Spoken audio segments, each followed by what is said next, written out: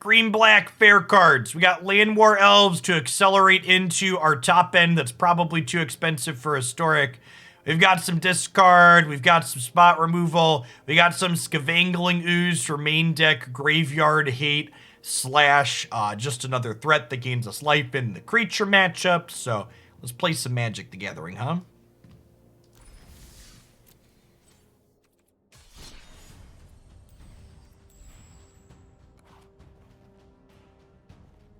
Why would I add white for a card that's similar to a card that I can already play? Would you splash white in your deck that already has green for Scavenging Ooze?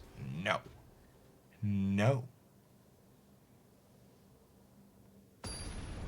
I think there are a lot of Magic the Gathering players that have been deeply unhappy with Magic the Gathering and Wizards of the Coast to a lesser degree for a while, but so much of their identity is wrapped up in Magic that they're having a hard time coming to terms with. They need to just move on and do something else. They have nostalgia for what Magic used to be 10, 15, 20 years ago, and they're trying to come to grips with the fact that it's just not that anymore. And I don't think it's that a lot of people are more upset with Alchemy and Historic than other things. I think that was just like the boiling point for a lot of people.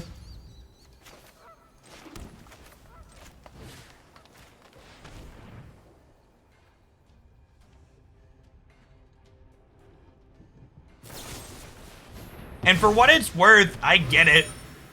Magic is like a fundamentally different game today than it was even 2 years ago. For people that are new to Magic design fundamentally changed with War of the Spark when they introduced what they refer to as fire design. And whether or not it changed for the better or worse is purely subjective. Depends on who you are and what you're looking for. All right, I'm gonna plus this because I need a 4th land. Consider yourself fortunate our motives align. Sedge. Blood for knowledge. And for people that aren't familiar with fire design, there you go.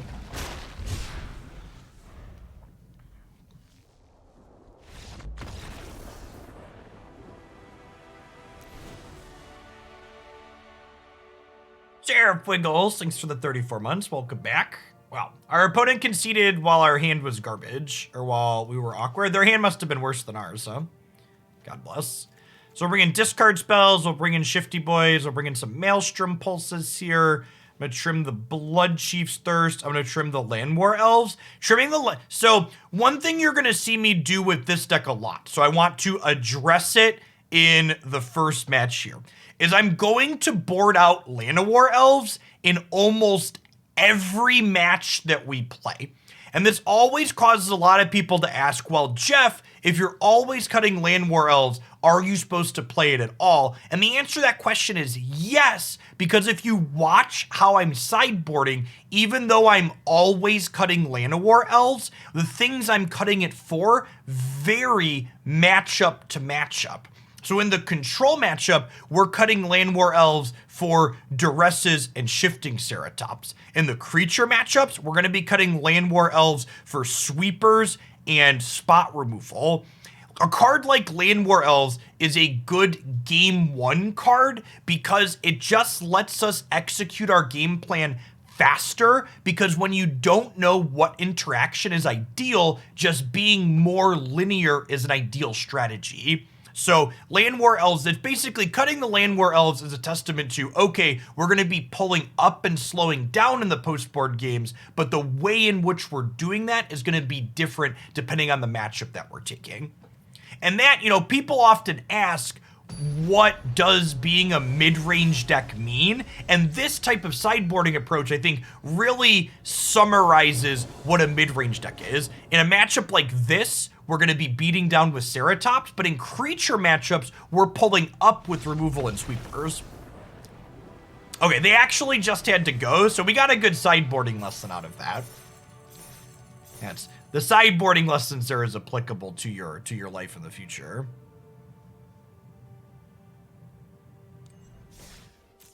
Yeah, if you like Magic of yesteryear, pre-modern is a fun format. You could also just like if you're just playing Magic casually with friends, you could just play Splinter Twin Modern. Or you could play Legacy at whatever snapshot you and your friend group most enjoyed playing Legacy. Heck, just put a bunch of your favorite Magic cards in a cube and draft with each other.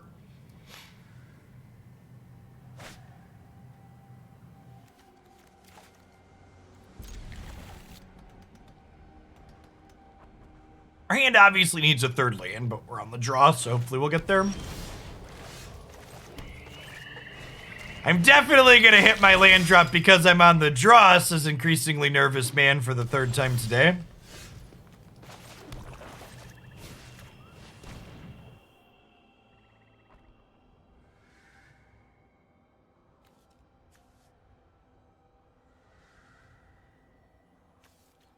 Great Hedge is just going to bury us if we let it stay.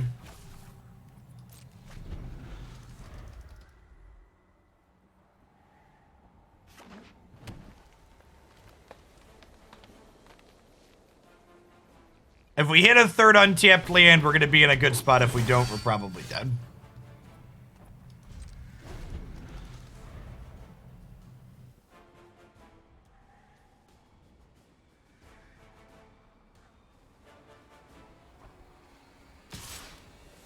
So good chance we lose this game. I'm going to take one more draw step because we can like kind of hang in here if we hit running lands. But if we brick again next turn, I'm going to concede.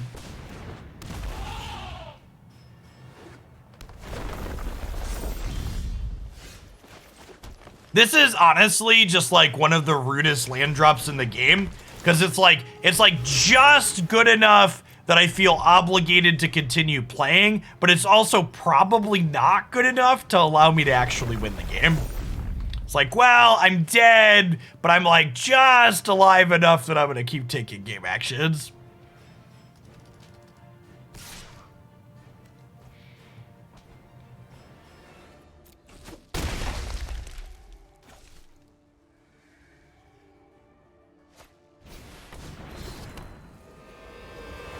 Okay, now I can safely concede.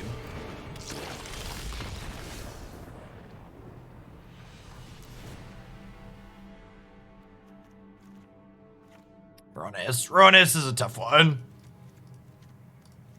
I don't know that we beat that card in most games. This might actually be a matchup where we leave some elves in here. Lulth is pretty mediocre at our top end. Honestly, I think we might just put some shifting Ceratops in here just for the virtue of it trades okay inside of combat. Like Sorin tokens really don't do a lot here. And might just want like thick green idiots of our own.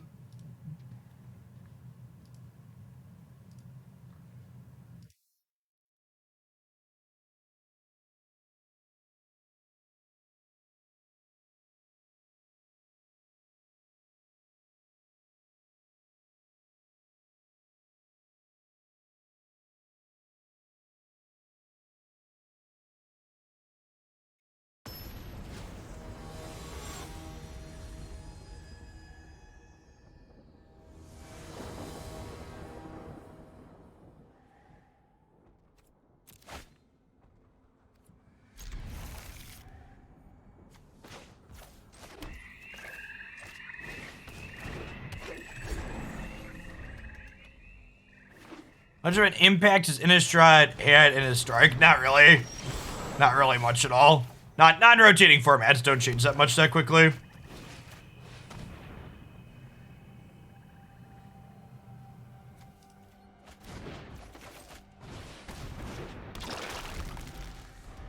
Historic is still the control centric. I don't know if this will sell you or hurt you on Historic, but Historic is still the same format full of various clustered cat oven decks and control decks that it was before WoW.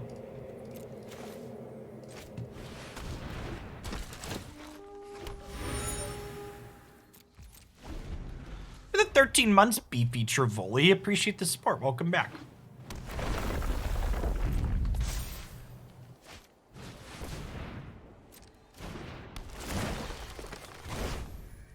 actual best draw in their deck.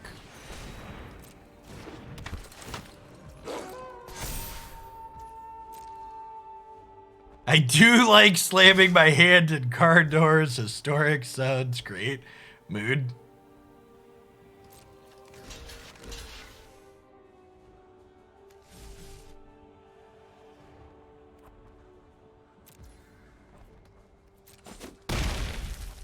With them updating MTGO officially. Where did you hear that they're updating MTGO officially? Because what they actually did was they gave MTGO to a company that's known for games that are going on life support but technically aren't dead yet. If you're not familiar with the company that was given control of Moto.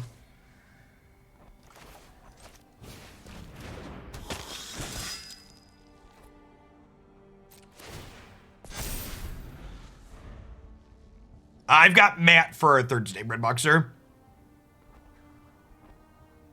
If your goal is to win in Historic, you should be playing Cat Ovens. However, you will also need to accept the fact that you'll be required to play Cat Oven Mirrors, so choose your fate carefully.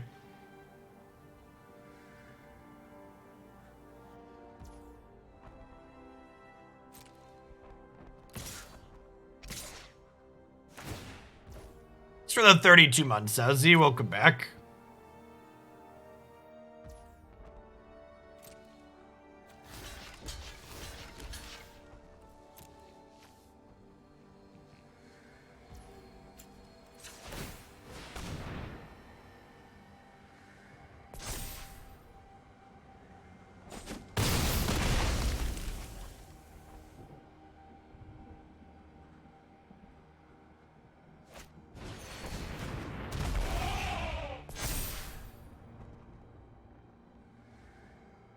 Moto will only continue to exist for as long as Magic Arena doesn't support formats like Modern, which, to be fair, is probably going to be a little while yet.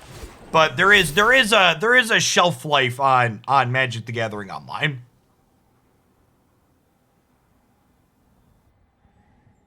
How are we supposed to launder money through weird online economies if Moto goes away? I don't want to figure out crypto.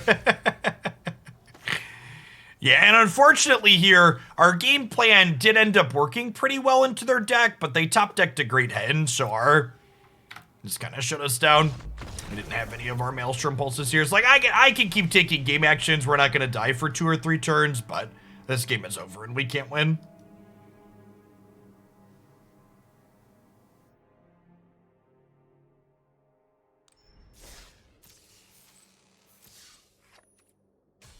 You're baffled how Konami managed to get 10K cards in on release. All right.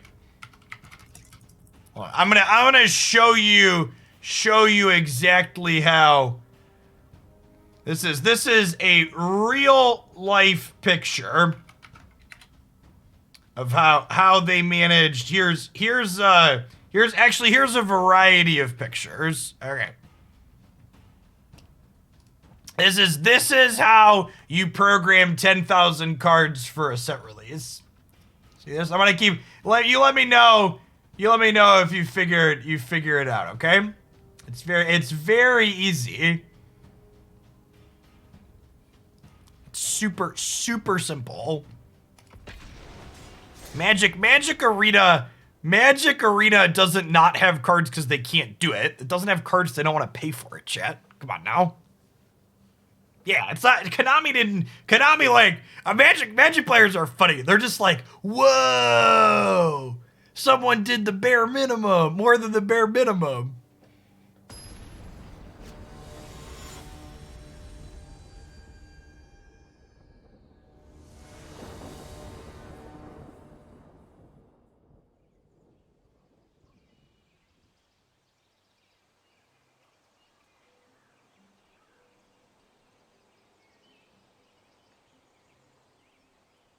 That's true too. What Like It Is said is also true.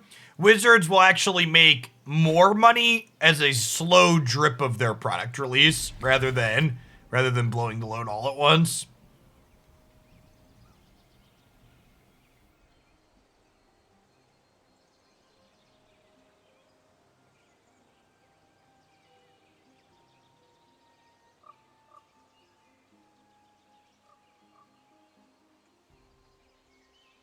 actually don't think it's really fair to call out the Pokemon Company as not being a great company in terms of their IP, Beck, because the Pokemon Company, one of the reasons why they're so successful, in addition to their IP being adorable, is that, like, they've really leveraged their IP well in a way that Magic just hasn't and is barely trying to step into, right? Like, if you look at all the ways in which the Pokemon IP is utilized, part of the reason why there's some varying quality on things that their IP has is because they leverage it in a lot of different ways. I'm going to leave them the Azcanta because I can Maelstrom Pulse it. They'll get one look with it, but I think that's fine.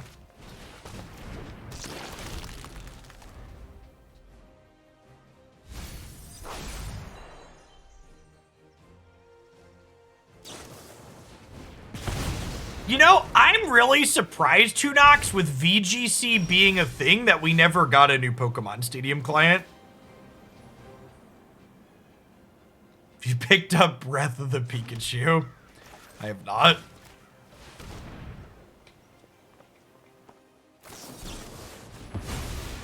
Rip.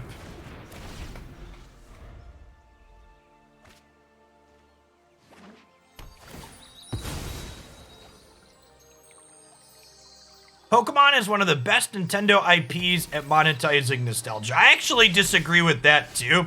I think Magic leverages nostalgia way more than Pokemon does. Like, nostalgia isn't the reason why my 6 and 7-year-old, hell, even my 19-month-old loves Pokemon characters.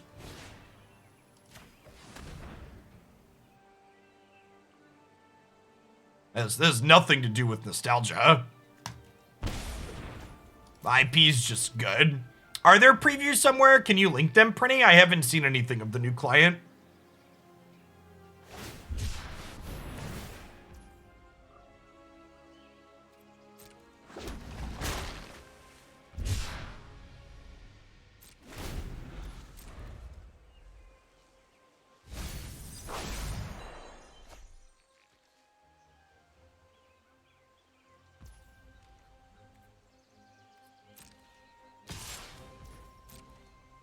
We're gonna sit on this field of runes so this Azcanta can't flip over.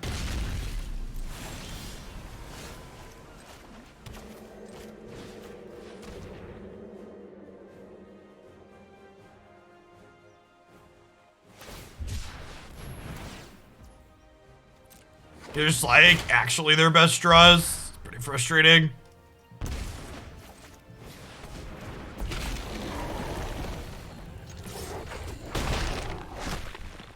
I guess we're technically winning this race.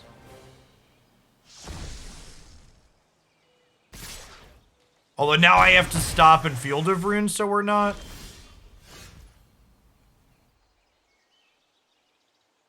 Hey, I think we're dead to Shark Typhoon. That's such an offensive control card. Just easily one of the best control cards printed ever. Vanu, thank you for the tier 2 and for the almost 3 years. Welcome back. Good. We can rip a removal spell for these for next turn, but reality is we're probably dead.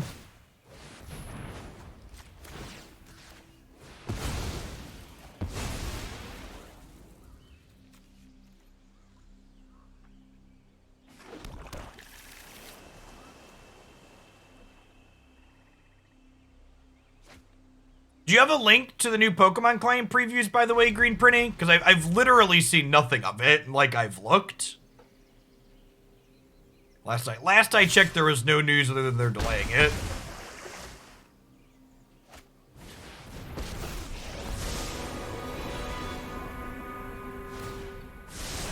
I'm gonna draw Blood Chief's Thirst here so we can kill this while also questing Beast to kill the Teframe. Another land. That'll do big.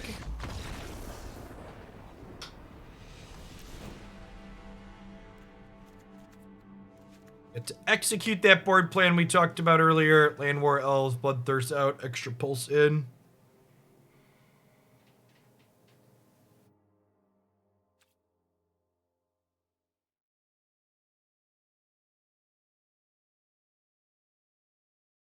Yeah, I play Pokemon Go casually. Pokemon Go, their PvP makes me kind of sad. Pokemon Go's PvP is like has a ton of potential, but they don't support it, and it's impossible to get into if you haven't played the game for forever. I think if they made Pokemon Go's PvP accessible, it'd actually be like a wildly popular competitive game.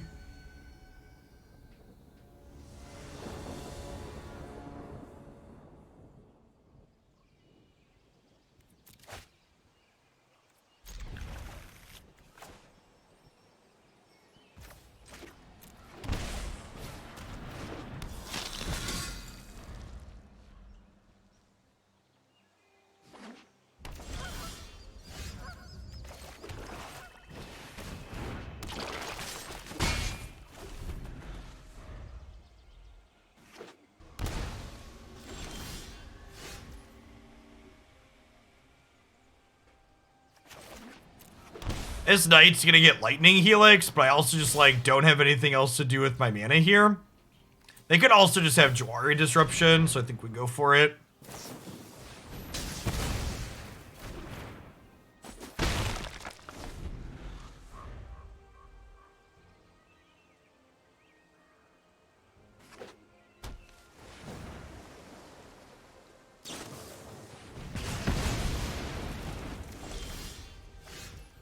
To be fair, what am I, does Runeterra have effects like this, where you, like, click an activated ability on one of your cards?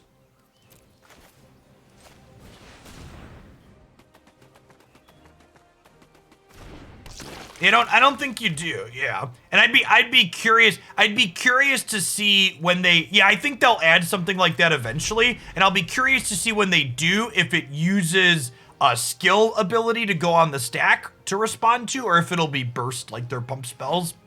And they could be varying, like some have skill circles and some don't.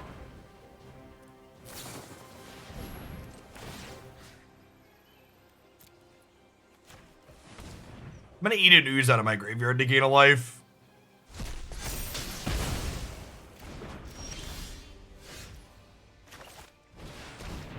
Jawari disruptions.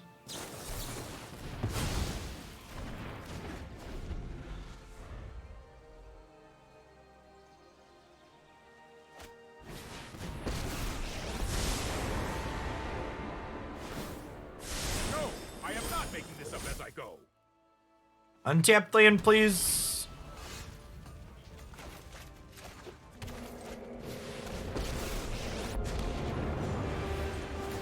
I will show you what happens. I will cull the weak.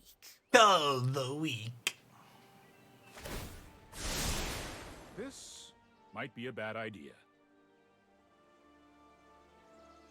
So remember, this +1 means they can cast sweepers on my turn. So we don't want to fire up the creature land.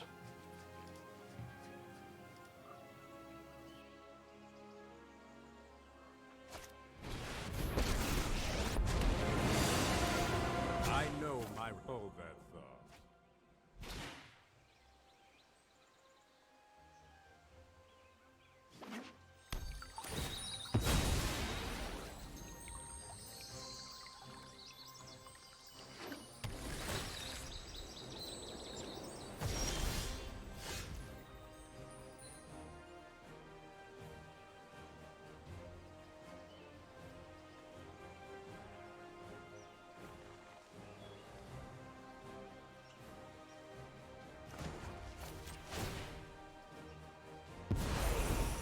Oh yes. Oh, chat! The knowledge. Just to let you know that I do actually investigate and check what people tell me. The person that we banned yesterday for telling me that left-wing violence can match right-wing violence, they DM'd me on Discord after I banned them because they were a subs. They were in the server and they could DM me. And I asked them to provide me with sources to cite their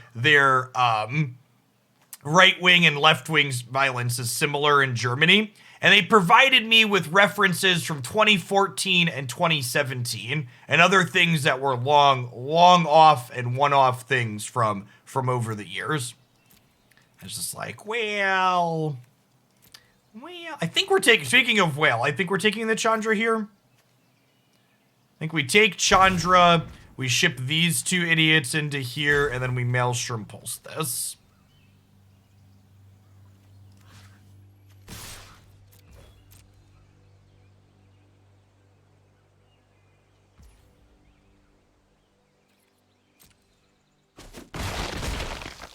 It's only a matter of time.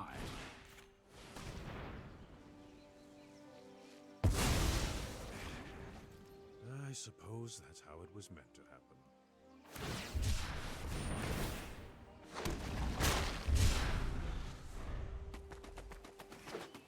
happen. She gains loyalty. Did I forget to use my Planeswalker? I forget if I drew a card, because I was rambling. We might have forgotten to draw a card there. We drew, okay. I'm only a little stupid as opposed to big stupid chat. We drew the Thoughtseize, God bless. Yeah, her draw doesn't uptick. Which maybe that fact meant I should have taken the Typhoon. I don't know. I didn't really want to deal with the Chandra Emblem. And I felt like with the castle, Lolth was dying regardless.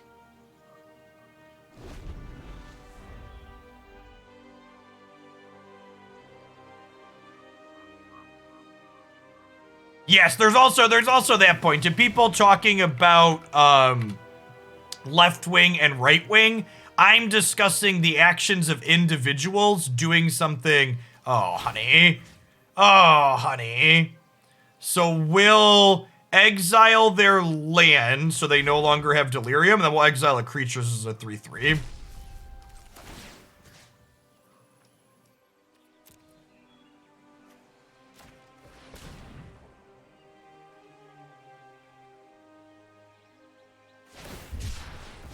Oh, shoot. I messed up not knowing didn't think about the card in their hand. Okay, they fucked up and I fucked up back. If I would have taken the Shark Typhoon, we'd have gotten them. Everybody's making mistakes, chat. Myself included.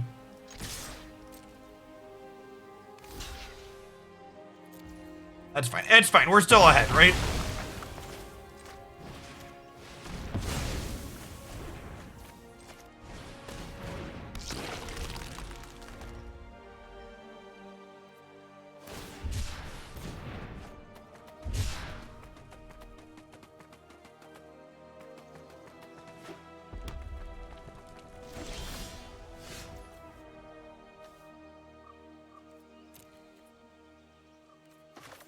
Okay, they're gonna draw a sweeper and make me big sad here, but I also think we're just supposed to, like, jam and try and kill them before they draw a sweeper. Thanks for the 29 months, Larkdos. Welcome back. No, I didn't unban them. In fact, I blocked them and I removed them from the Discord server. Because citing a bunch of random things that happened over a course of almost a decade isn't a good reference to something you're saying is common.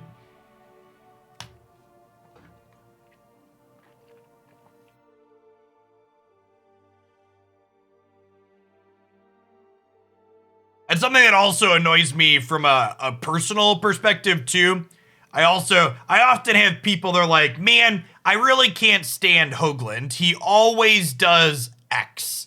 And the thing that they're saying that I always do that is their reference for why they can't stand me is something that I don't basically ever do. And it's like, well, if it's something that I do all the time, you should probably be able to, like, link one of the hundreds of hours of me on the internet doing this thing. And in fact, it's something I do all the time. You could probably be able to link it, you know, a lot. Like saying Jeff bans people in his chat. Hundreds of references of that you could do.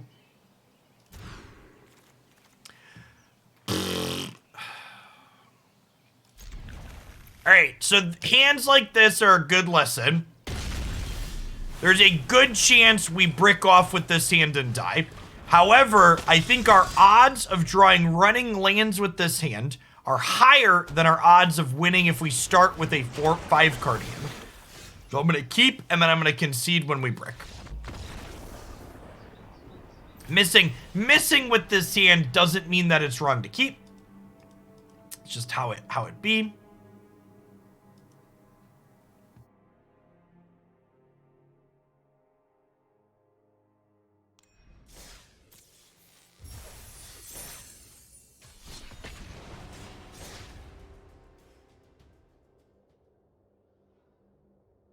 You saw a compilation of me using the word cancer as a reference from 2016, 2017, and 2018, I believe were the points. And the point at which I asked people to stop doing that in my spaces because I'm a human capable of personal growth was like 2019, 2020, somewhere in there.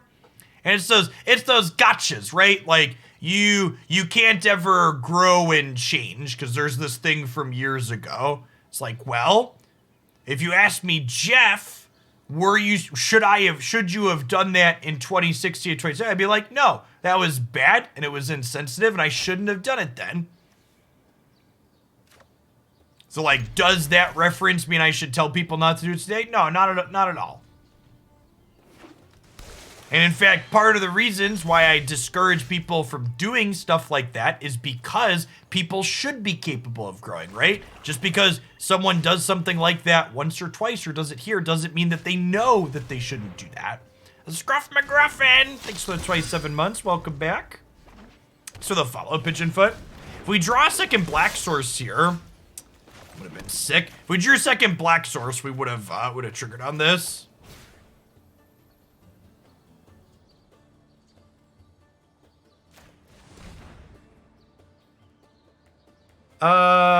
Yeah, this is fine. We'll take the Arc Druid, and then next turn we'll take the Collecting Company.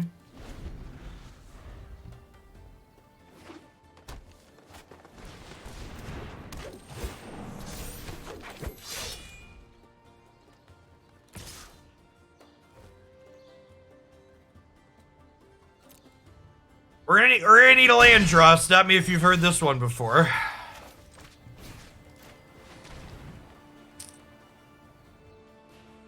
You realize this is best of one. No, we're playing best of three. We've just had a complete non-game in basically every match we've played today. So it feels like best of one because I haven't had functional... someone hasn't had a functional hand in every match that we've played so far. It's been a very medium Magic the Gathering experience so far today.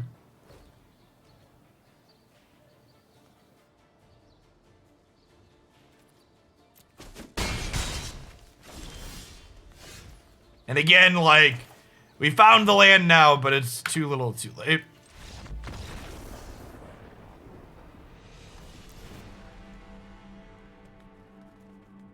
That being said, we got 3 Crippling Fears in the sideboard, so let's go. Let's go.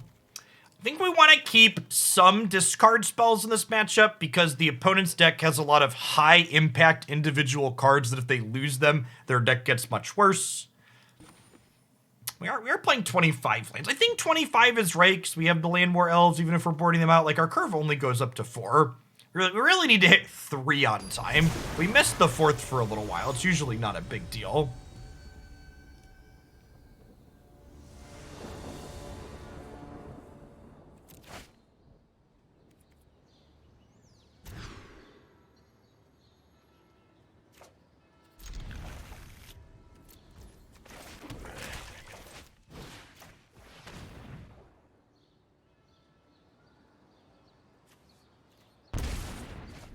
We'll take that. I don't have any spot removal right now, but we're almost assuredly going to play some spot removal this match.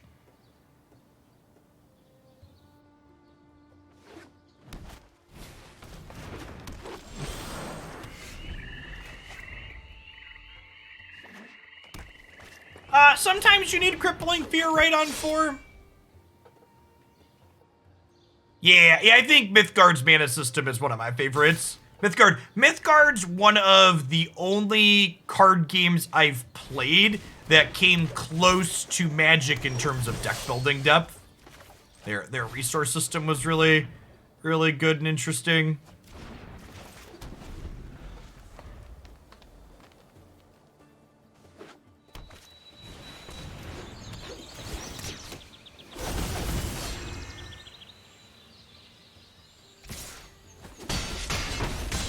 Their resource system is, they have colors in their game, but you can turn any spell in your hand into a resource. Yeah, burn a card for mana, but they still had colors.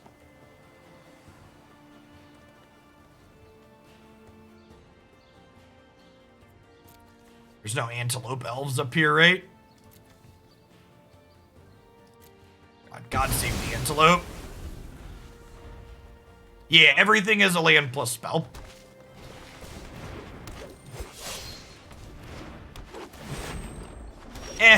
I loved Hex TCG as a game, but let's be honest, the Hex resource system was just like slightly improved Magic the Gathering lands. It still kind of sucked. It was slightly improved, but it still wasn't very good. Spin Rad, thanks for the 2 months.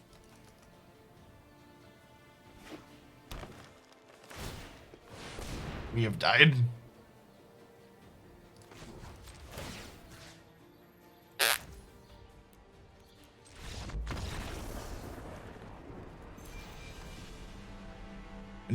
When you keep a 2-spell hand and you draw 1 more spell over the course of 4 draw steps.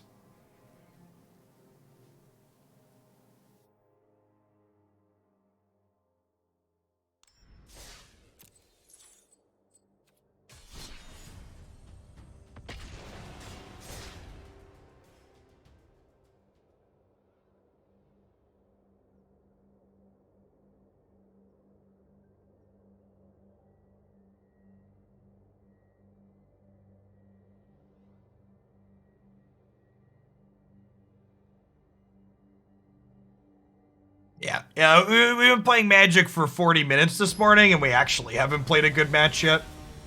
It's actually just all been all, and then it's not like we haven't won matches. We've won matches. It's just the matches we've won have also been non-games.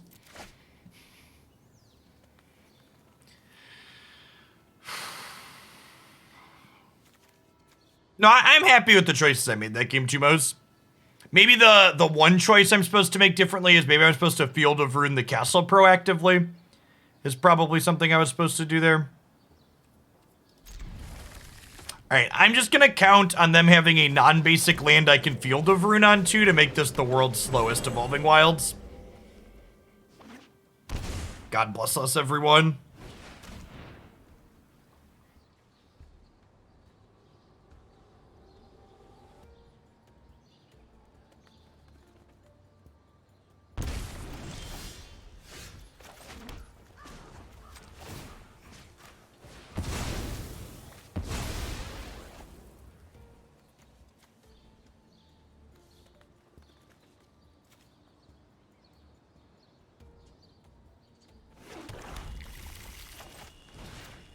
Show me all secrets.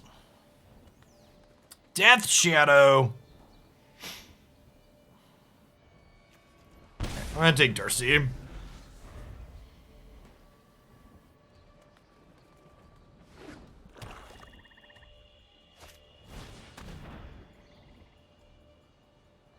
Black Source.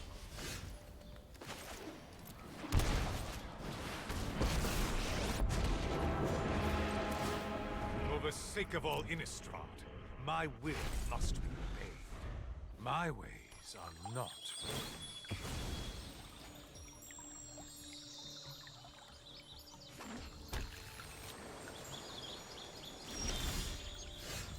I think we just tick this up, right? Like I don't really want to attack them until I don't want to get them low until we can kill them, right? And this ult's on 7, so ideally we just like attack them to 13 and then kill them with this. So I'm not attacking them because Death Shadow gets bigger when their life total gets lower. So that being said, second black source they're likely to find off of this means they can Blood Chief's Thirst Sorin, but I've got some backups here.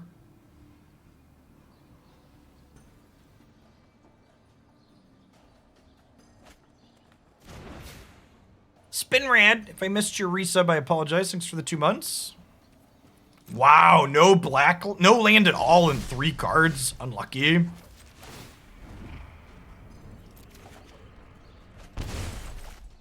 Let's take a peekaboo here. Innistrad is free.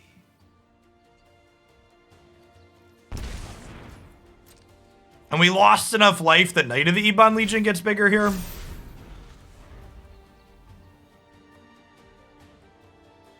Yes, our Field of Ruin killing their dual land is actually very good.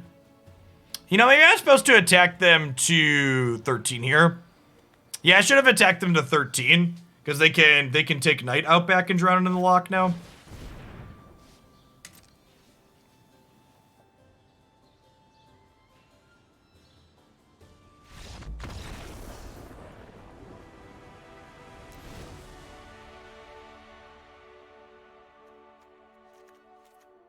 This is a matchup where Grasp of Darkness aren't really a fantastic form of interaction, but they do at least kill Lurrus and Dragon Rage Chandler, so I think we board them in even though they miss Shadow.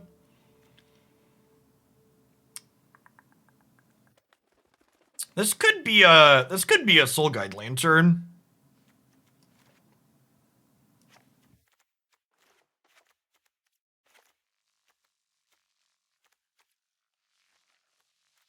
A Ceratop's good. I don't think so. I'm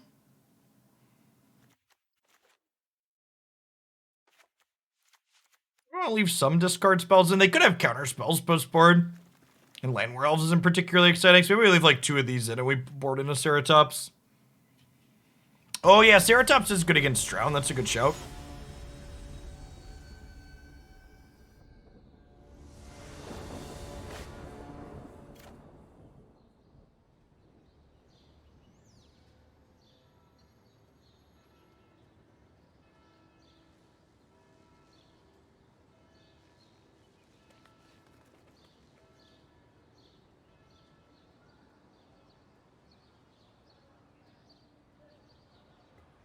I think the Magic the Gathering highlights channel is dead. I don't think that's something I'm going to pursue.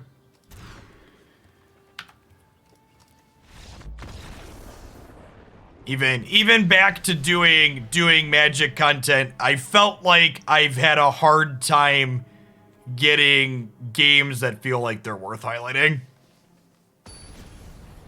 And that channel does significantly worse than my normal Magic YouTube content while also taking more work because I got to do video editing.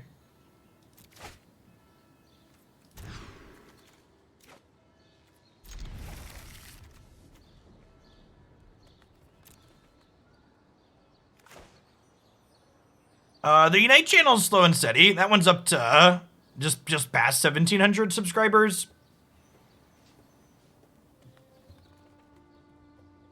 I also don't have a shortage of Pokemon Unite content because I play a ton of it off stream too. So that one's easy to keep up on.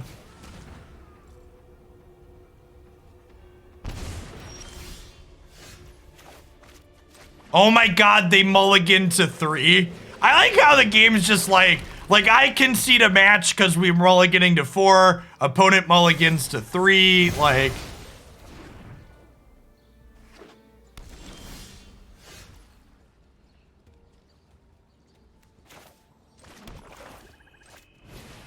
For the 40 months, HR Beck, I appreciate it.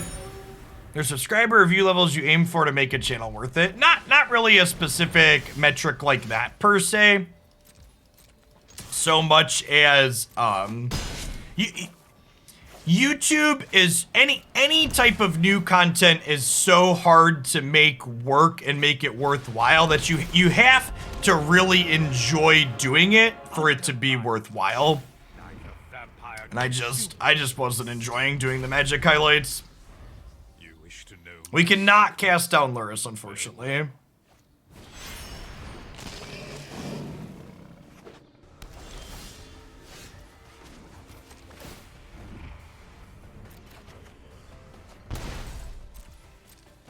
Dire times call for dire tactics.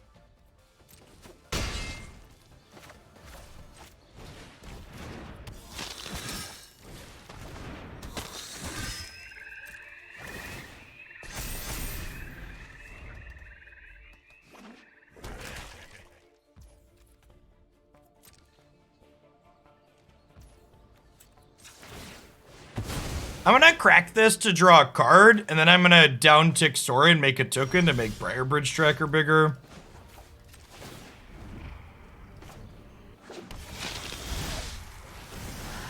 You can deal with my servant. I'm busy. Maybe there's something wrong with the server, Grubbish. We're having one of those days ourselves. Is Lurrus a non-bow is shadow because of lifelink? I mean, technically yes, but also they're just two good cards. Just play your good cards in your deck. For the 40 months, HR Beck. Yeah, I watched some Arceus gameplay, and I don't think Arceus makes a good fit for the type of variety games I do. Yeah, like, Lurrus is just a good card because, like, you can dictate when you gain life with it usually, and it just, like, generates value, right? And the other thing to consider, and this is something I've talked about before, Lurrus's deck building restriction basically doesn't exist because Lurrus's deck building restriction of you have to play cards that cost 2 or less isn't really a restriction so much as it is reminder text of, hey, stupid, you shouldn't put 3 and 4 mana pet cards in your deck anyways. It'll be better if you play all cheap spells. So you don't really give up meaningful things to play Lurrus in these formats with bigger card pools because you basically only want to play good cheap cards anyways. Shav, thanks for the 32 months. Welcome back.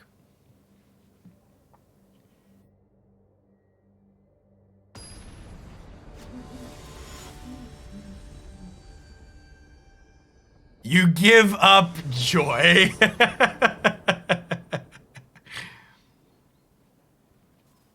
And yeah, that's true that there are some genuinely good 3 mana cards, but we all also have, you know, everybody has a couple of those friends that, like, when you sit down, you know, those people at F&M, right? That no matter what good deck they're playing, they've cut 3 or 4 cards to put in their pet cards that they love casting.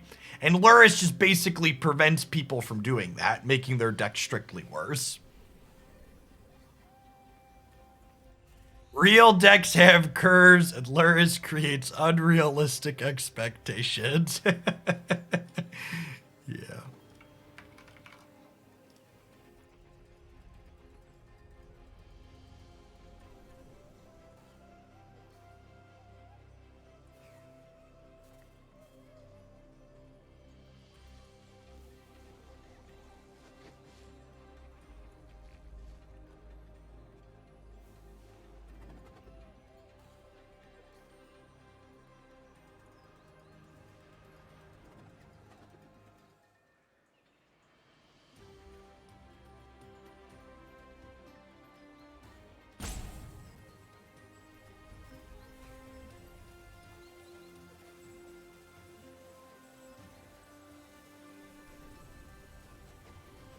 I am curious to see how much snow we actually get in the Midwest. And you wanna know how you could tell that they're predicting a blizzard, chat? Christy went to the store last night to get a couple of things. This was the milk aisle at the store Christy went to last night.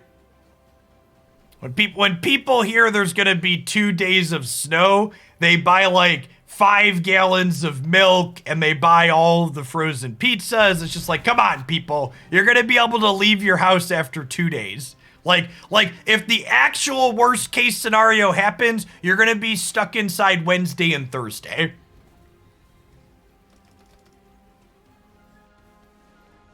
It does. It looks like, hey, this is you see, chat? We can't have socialism in America. There will be bare shelves at all of the stores.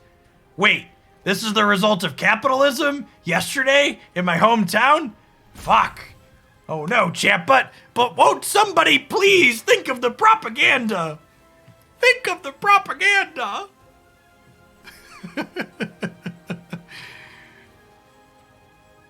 And for reference on the blizzard, for people that don't live where I'm at, they're predicting we're supposed to get 14 to 18 inches of snow between Tuesday night and Thursday afternoon. Last I checked.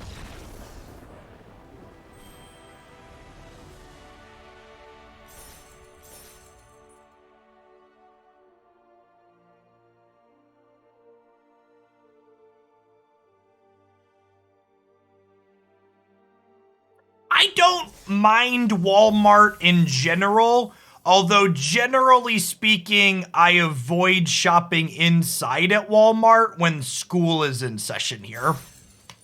Because when both the universities are in session in town, Walmart tends to always be extra hectic because there's an extra, you know, tens of thousands of people here.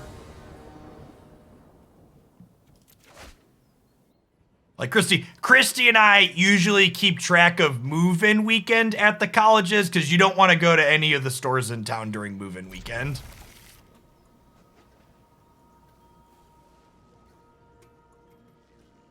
I will say I love to look at the brands that are still in stock when everything else is sold out. Gotta be something wrong there. Like, I want milk, but I'm not drinking the A2 product or whatever. Yeah, exactly.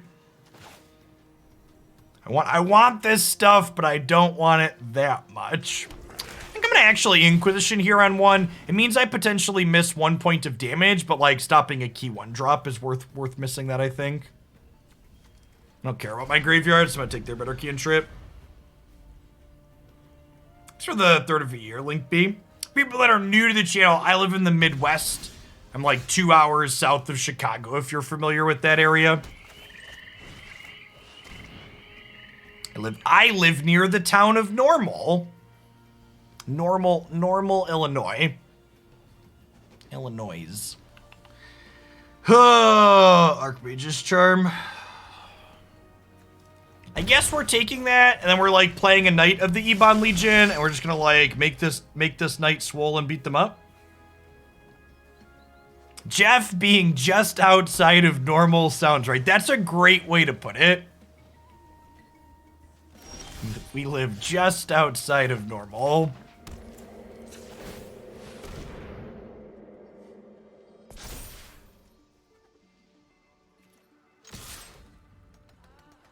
And the housing market here is still insane, even though we're not a big city. Christy and I got a note in our mailbox the other day of a realtor that was apparently just like leaving notes at every house in the neighborhood asking if people were looking to sell sometime soon, even though the houses weren't listed. It's like actual insanity.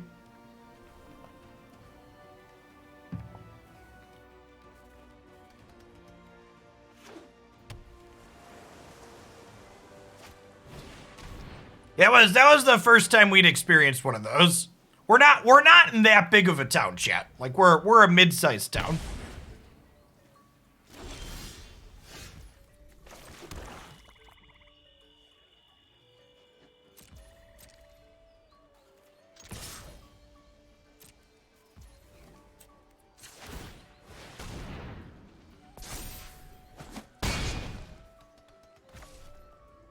So they can't verdict me next turn. And if they miss on a land or a black source, we have a lot of pressure with 2 of these. I think we play the second one out.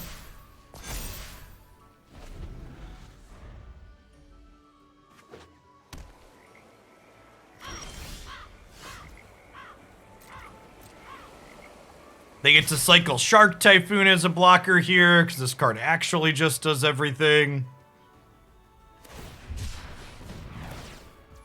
We still get to push 5 points of damage, which unfortunately is 1 short of the Hive of the Eye Tyrant being able to kill them.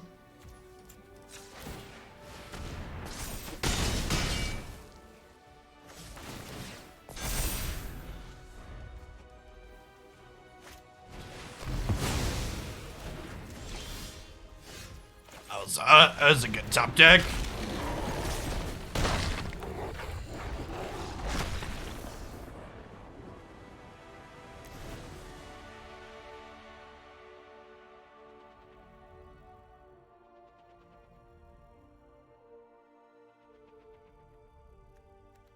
Hey, Gorks. I really don't have any immediate resources offhand. Maybe someone in chat can link you. Usually there's a lot of good local resources too. We're gonna board exactly like we board against the previous control decks. We're gonna cut the Blood Chief's Thirst and Landmore Elves. We're gonna bring in Duress and the third Pulse and the 3 Shifting Ceratops. Awesome. Beef there in chat, Gorks. Did you be able to click on their name and send them a DM? Well, you all right, Twitch chat.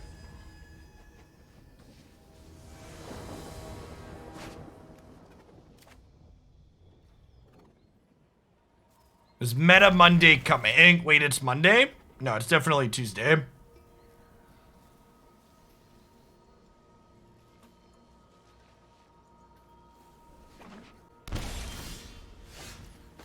I will probably make a point to do a Meta Monday video next week.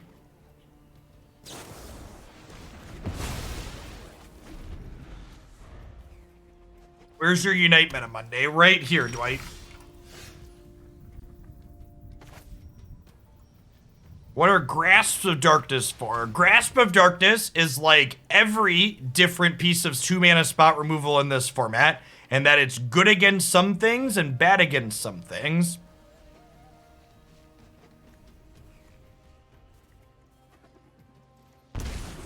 There are a whole slew of different 2-mana removal spells in this format.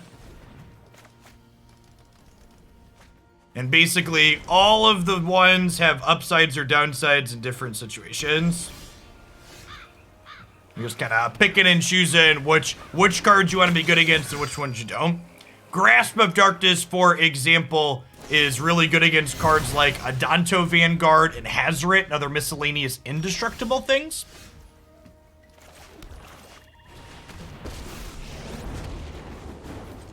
This might be a make 2/2/3s in a row angle, play another Sorin.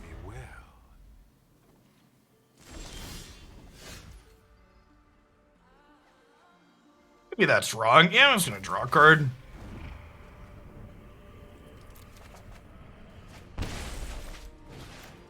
You wish to know my secrets? Very What the Thoughtseize draw here, we can do our best to make sure these resolve.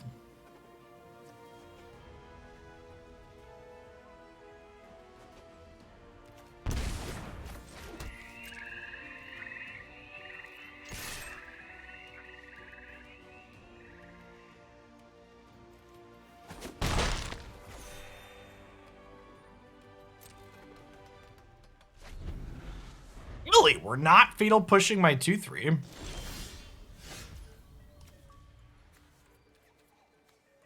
Oh, they want to be able to fatal push the Hive. That makes sense.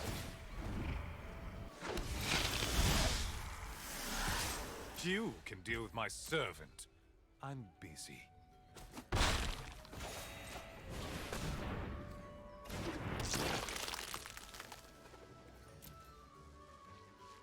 So this is going to get pushed off a cliff, but not before it scavenges the memory deluge out of the bin.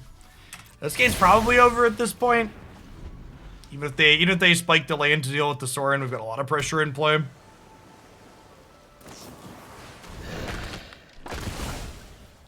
Things have not gone my way.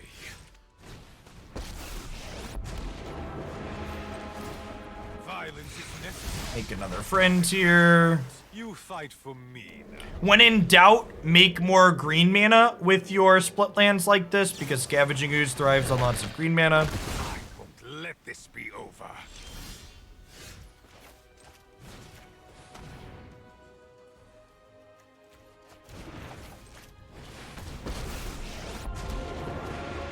We've had second Sorins, yes, but what about third Sorins, Chet? To quell my people's savagery. Nothing on Innistrad is free. Goodbye, vampire friends.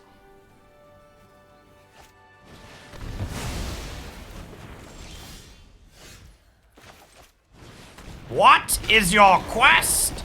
I seek the face. You deal with this annoyance. Vraska's Contempt was a playable Magic card. Let's get you to bed, Grandpa. I agree. I agree.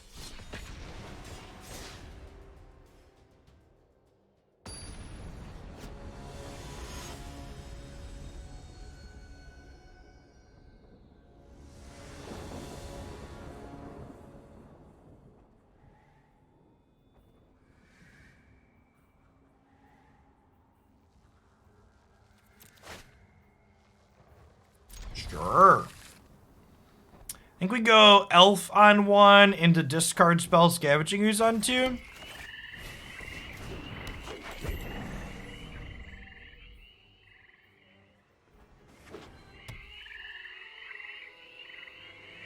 Yeah, it's really quick to get to platinum because in gold you get more rank.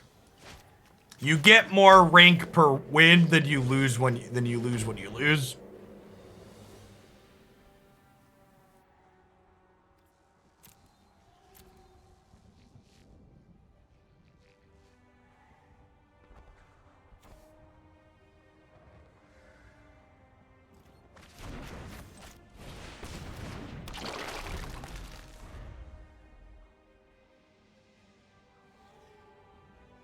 Have ourselves a bad mid-range mirror here. Assume my lane war elf's about to die.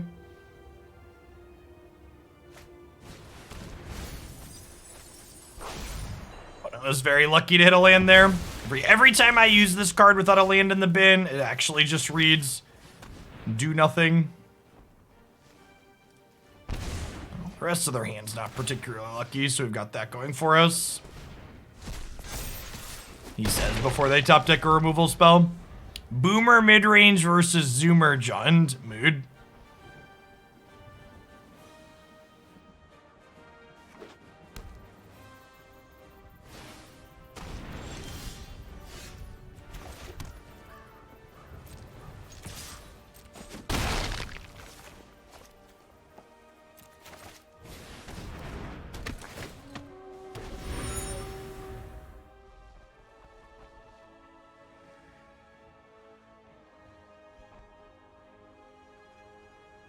You feel our hand pulsing with power, chat?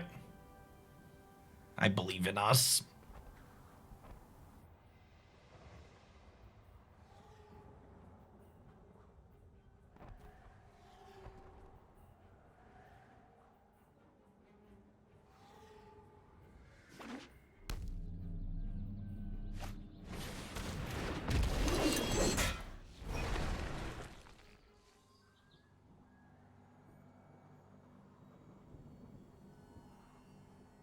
They're thinking about playing this Cruxa.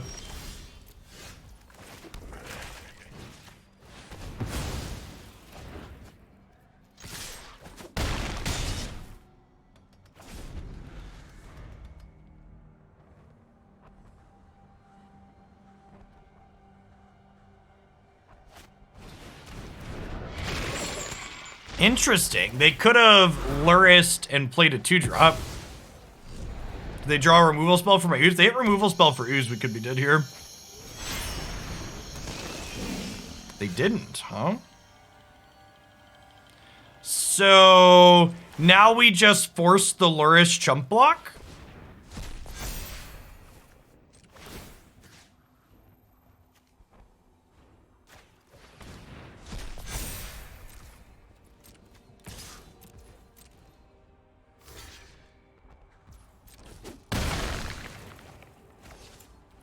Draw now in case we hit a land.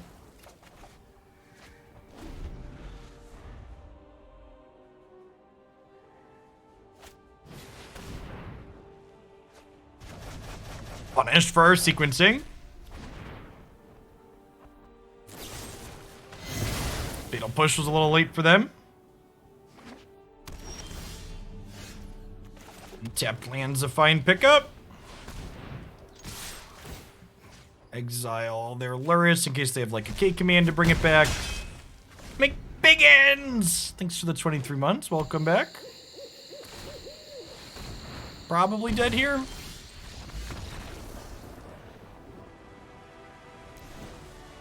Okay, so discard mirror match. We want discard spells and land war elves out. We want threats and sweepers and removal in. Maybe I don't need the shifting Ceratops. What is crippling? Crippling fear kills most of their stuff, right? Maybe 3 is too many.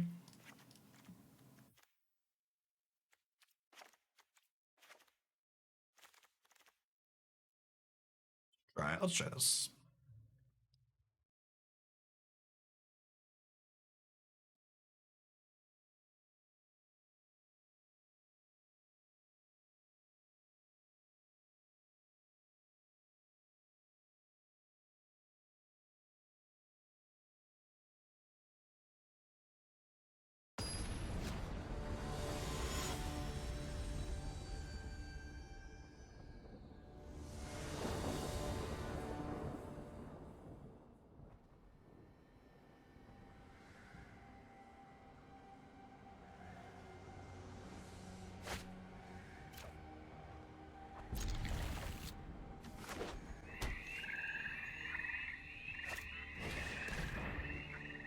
You think Hive is that much better than Lair? Yes. I also think that it's not even just that Hive is that much better than Lair, which it is, but also we have a ton of 1-mana black spells and we don't have a ton of 1-mana green spells. So from spells we want to cast with our land on turn 1, that also gets a nod.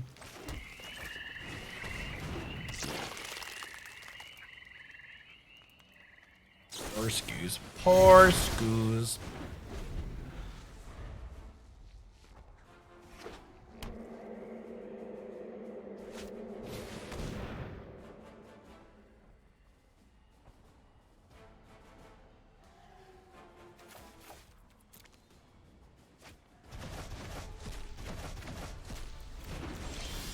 So Go Blank is one of those cards that like looks really good for them when they have it on turn 3, but it's also one of those cards where if this game goes long, it's going to be really mediocre. Same thing with Thoughtseize. So these games are going to come down to top decks. They're just forcing it there sooner rather than later. If we don't draw any spells, then it is what it is, but these are definitely cards that should not be in your deck in these post-board games.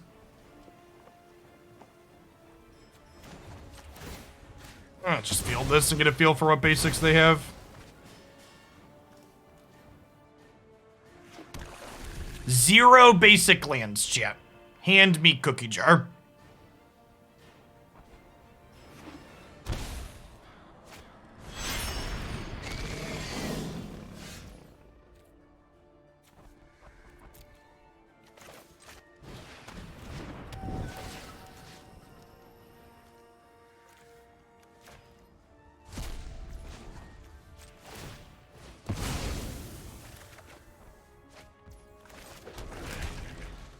Good to know for the future. We have 2 Field of Runes in our deck. I think you should always have 1 to 2 basics in this format at a minimum for situations like Field of Runes and other things that involve basics in the format. We're obviously behind here, but we're also still at 20, so the game's far from over.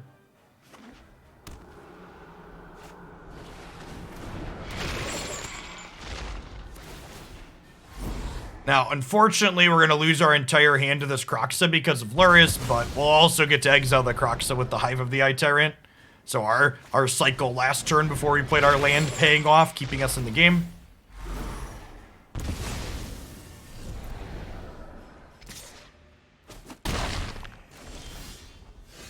Or we could just draw that.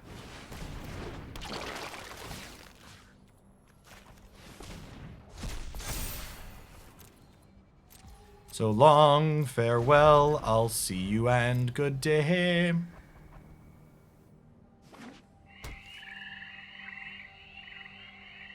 Yeah, the white creature land is definitely the worst of this cycle. I think Hall of the Storm Giants and the other one are pretty close. I think we take this trade. There's no creatures in the bin. This trade's like not good if they have K command, but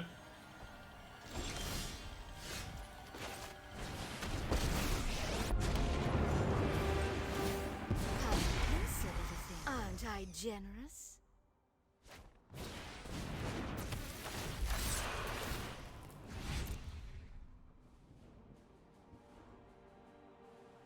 okay.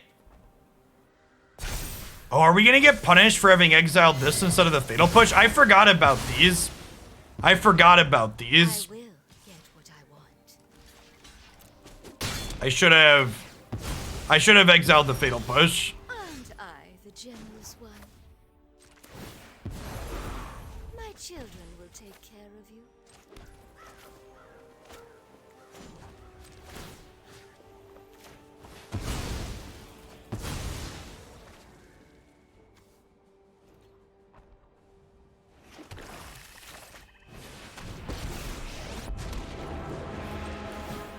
Out of my way. I have arranged. You can deal with my That was better than Strip Mine, chat. It didn't take a land away from me.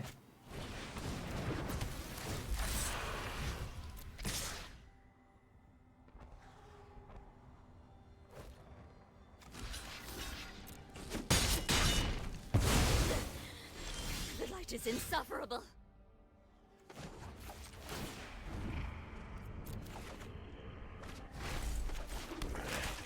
My ways are not. I'll hold this back for now. Maybe I should attack with it to gain life, but if they kill this, I want to be able to jump block for Sorin.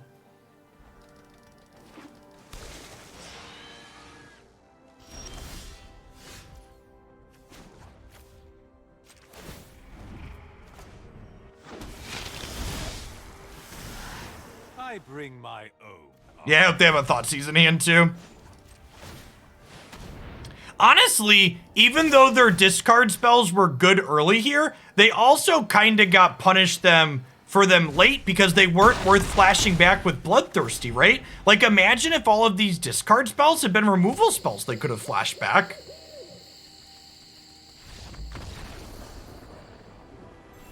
You should always have your discard deck set up to be able to cut your discard spells post-board in the discard mirrors. If you don't have enough cards in your sideboard to do that, your sideboard plans are not appropriate. So the follow Frito Bandita, it's a great name. I think this deck that we are playing is very reasonable. I think if this is the third or fourth time we've played this deck on stream in the last couple of months, and there's a reason I keep coming back to it. It's very reasonable. I'm not gonna tell you it's good because we live in an era of Magic where mid-range decks aren't ever really good, but it's playable.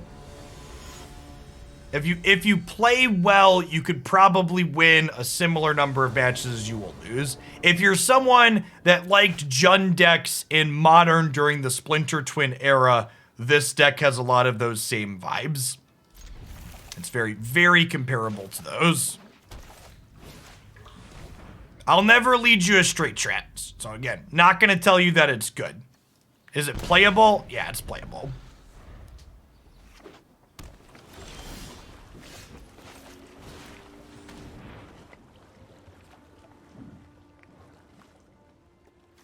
It's gonna take their draw twos away here.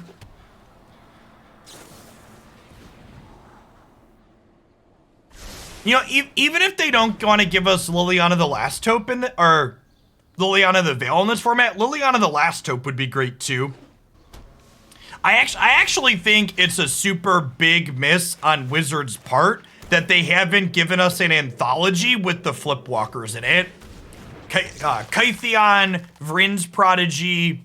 Oh, I guess Last Hope's not a Flipwalker, but that whole cycle would be good too.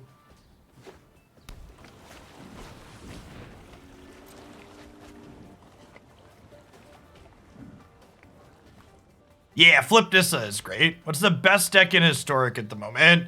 Probably Phoenix. Probably Phoenix.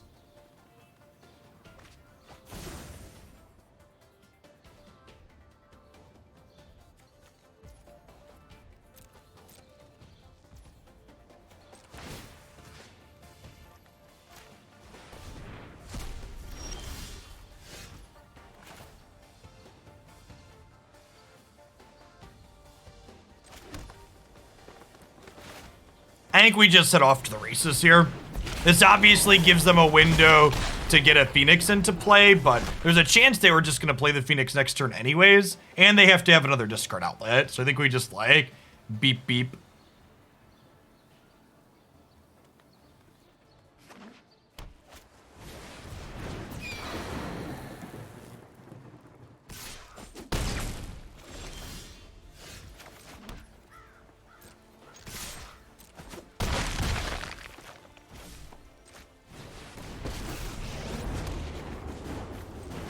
Seven mana Karn's probably not playable in Historic, so yeah, it'd be a fine addition.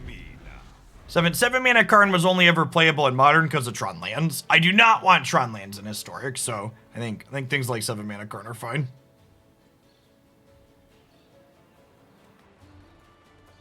Scavenging is really getting to flex here. Letting our opponents know what's up. There are no creatures in graveyards right now, right? Sad. All right, we're gonna go ahead and eat the land out of their bin to help keep their delirium in check for later.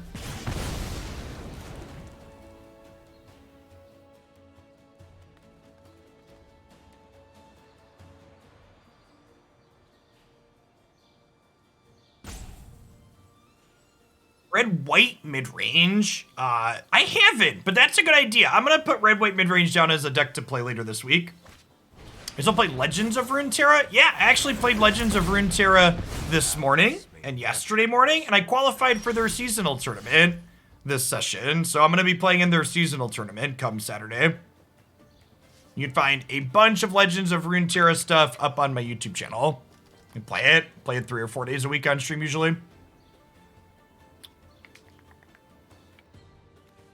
Do I want to trade this for this? I think the answer is yes, because it pushes 4 damage. Then we like play this and make some 2-1s. Yes, I'm gonna stream seasonals on a delay on Saturday. And for people that aren't familiar with Runeterra's organized play system, seasonals is a $20,000 cash tournament, if I could spell seasonals, that you can qualify for every 2 months with Runeterra. And it has a fully in-client tournament mode that you play through.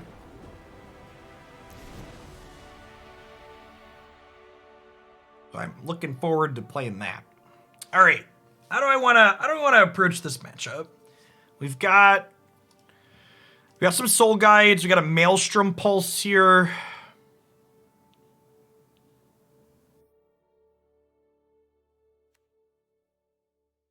Another Land War Elves out matchup. Do we Spider before the attacks the extra counter? If I Spider first, it could inform their block decision, maybe. Does it have a spectator mode? Of course it has a spectator mode. Come on now. Every reasonable video game looking to have tournaments has a spectator mode in their client. Bring in some spot removal. Yeah, I think I'd rather have Questing Beast than Ceratops. I'm going to be honest, I don't know what Mech Titan is, but it's actually the only thing I've had a donation for already for Neo Kamigawa, so we're definitely going to try it at least once. I assume whatever it is going to be a fan favorite. There's been a lot of chatter about it. It's a Megazord, okay. I don't know if I want Duress here. It could also be right to have some more Heartless Act. Maybe the Heartless Act is better than the third Pulse. Tagging multiple birds is nice, but like hopefully the birds just aren't getting into play.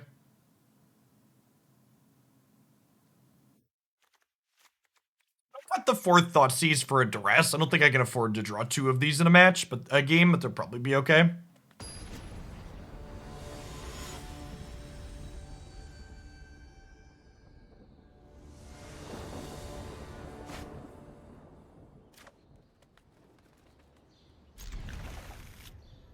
You're right to mulligan, because we don't have a piece of graveyard hate.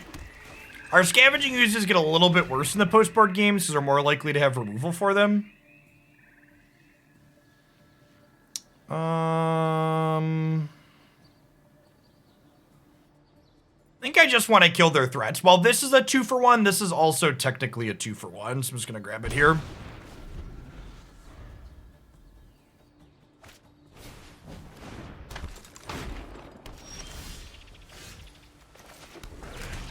So, punished for mis-sequencing my lands here. I should have played Hive of the Eye Tyrant untapped on 1 to play my discard spell. Then I could have played this tapped on 2 and then this untapped on 3. Now I'm not going to have a good window to play this tapped. And it's either going to have to come into play tapped later or I'm going to have to pay 2 life. And either of those results are not particularly good for me.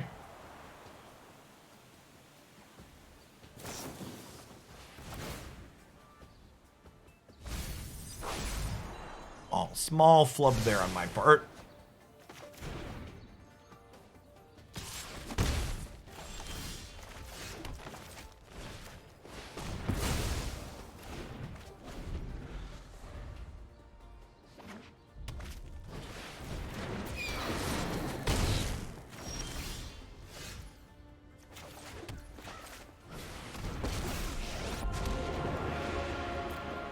Consider yourself fortunate our motives align. So I'm trading Sorin for an Abrade plus an Arclight Phoenix attack, but I think given the texture of my hand, that's correct. We'll get to get Lulth down, and it means if I draw... Okay, or it's just going to soak 2 Phoenix attacks here. I think I'm okay with that. not gone my way. And play this out for green. I think Abrupt Decay would get played in Historic. Probably not. I don't know. Assassin's Trophy doesn't really see play. Obviously, that's a slightly different card, but I'm not sure that that type of effect is particularly great in this format, especially like considering Phoenix is one of the best decks in this format, and it misses Phoenix. A gift. I think I'm gonna chill back to defend the Lulth here.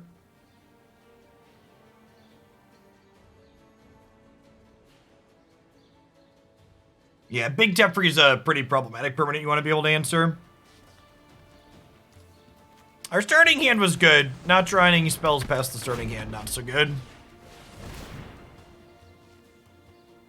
Yeah, it doesn't kill Time Raveler anymore either, because that card got a buff.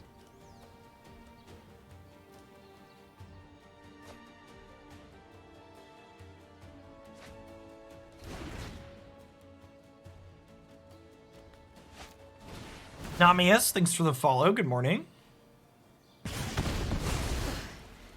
I return to the abyss. Return to the abyss. Well, I mean, it's a spell technically.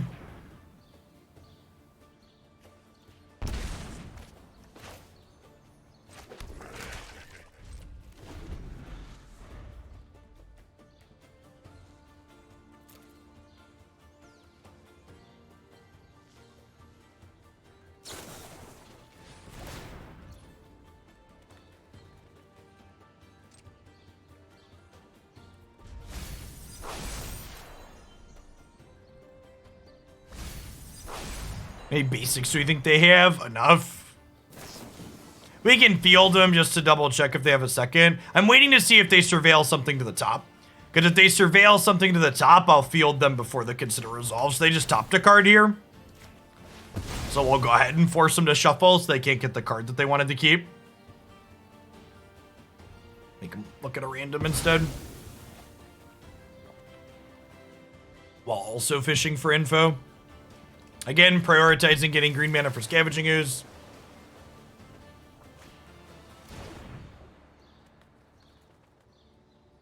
I believe the test for modern decks is, does your deck contain the cards...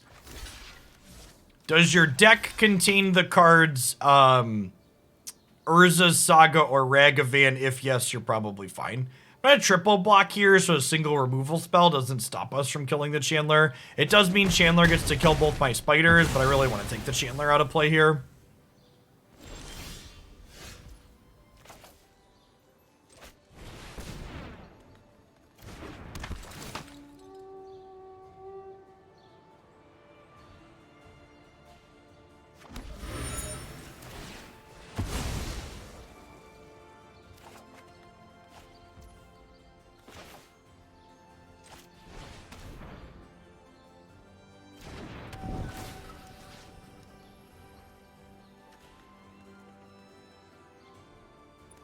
Really matter what we take here. I guess we'll take the non-creature, so if we draw Scoos, we have more things to gain life with.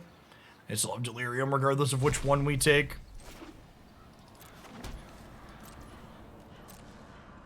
We just chill for now. Threatening to block a Phoenix has... Threatening to block a Phoenix has more value with the Soul Guide in play. I do. I'm going to be trioing with Breadboxer and Matt. Does Phoenix still play Finale? Sometimes, although in the post-board games, I think they tend to cut Finale because of Graveyard Hate coming in.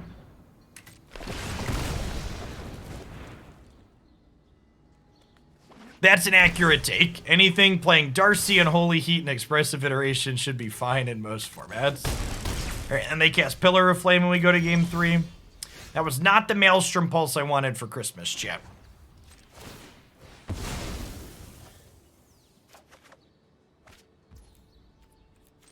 All right, game 3 on the play for us here.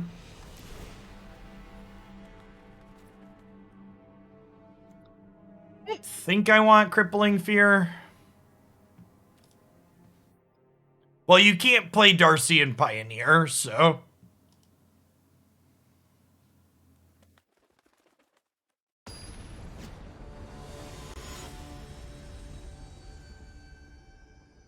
I actually think Grixis Lurrus is super reasonable in Historic.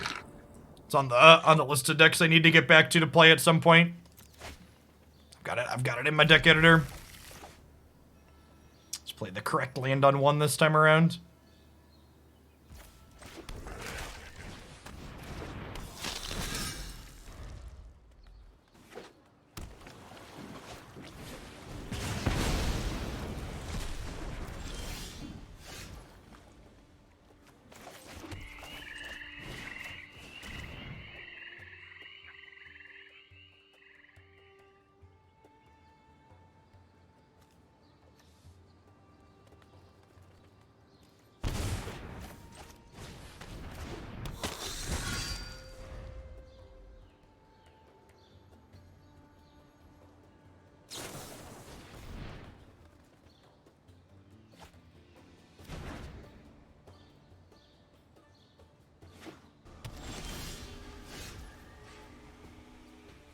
Yeah, not only did Moto being Moto push me out of doing Modern, but part of the reason why I stopped doing Modern, chat, is I realized almost every deck needed to be a Ragavan deck, and I didn't want to spend $500 to rent digital Ragavans. I brought you a snack. Thank you, honey.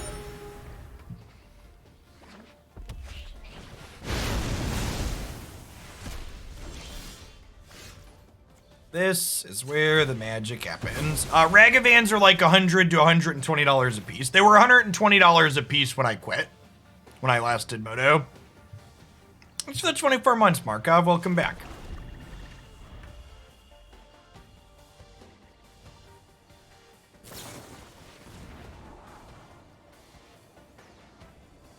Like,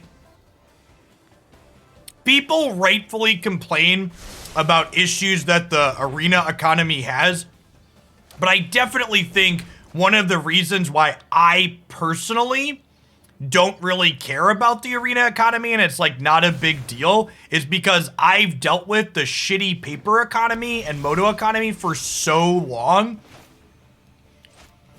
It's like, this has just kind of always been what it is. And while this isn't perfect, it's definitely, for me, it's better than what Moto and paper were.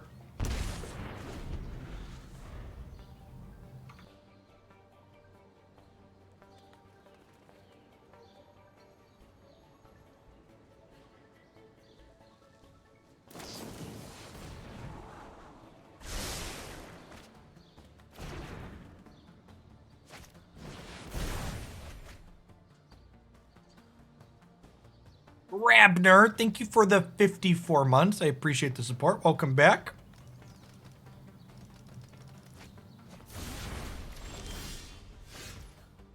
I mean, to be fair, like, this makes enough money. Like, this is my full-time job. So, like, I could afford to spend $500 on Ragavans if I, like, needed to. Like, Aspiring Spike streams Modern full-time, and people that do Modern full-time with good viewer counts, like, they're not losing money doing that. It's just, for someone like me, who's like, well, Modern's okay, and Historic and other things are okay on Arena, if they're both just okay, like, I might as well do the one that's just okay and doesn't involve $500 for 4 cards. And has shiny fancy graphics, also doesn't hurt. Balance may never be restored now.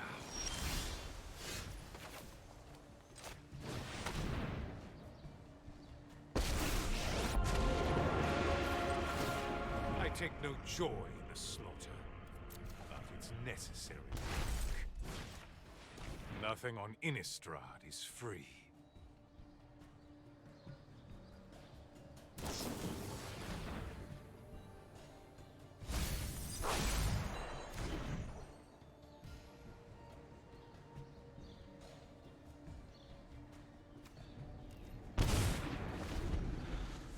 I have 2 removal spells in hand, so I think I'm actually just gonna let them keep this.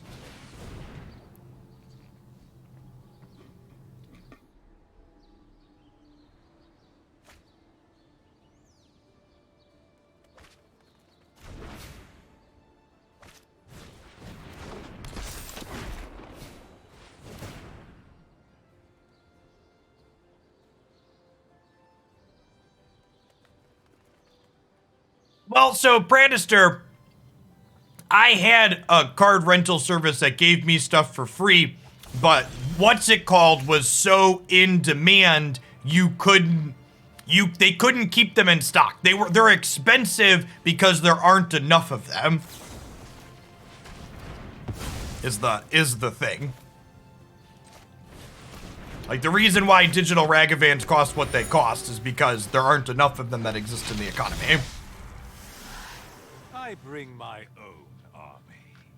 And that's one of the things where, like I know Illiset's probably saying that ironically down with the reserved list, but the concept of the reserved list and how Magic players rail against it was always very funny to me personally, because the reserved list isn't the reason Magic cards are expensive, right? Like, it's the reason a small subset of Magic cards is expensive, but like, there's stuff like Ragavan and other cards that they could readily reprint very easily, but they choose not to because someone's concluded that it's more profitable for cards to be expensive, right?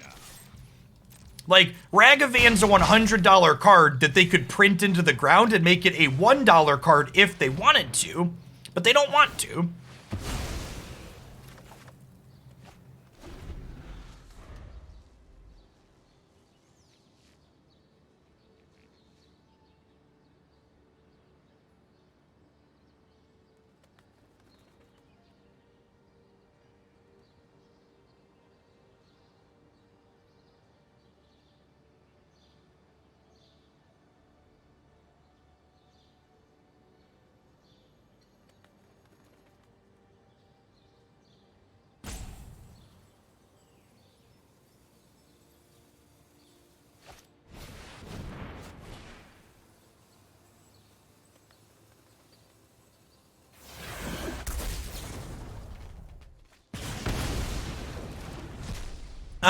Excuse me, sir?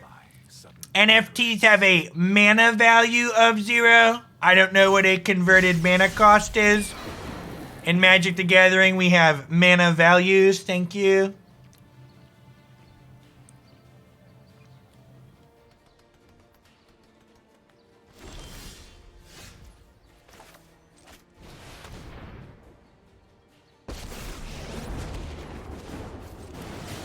Are you enraptured by my beauty? Subservience will be rewarded.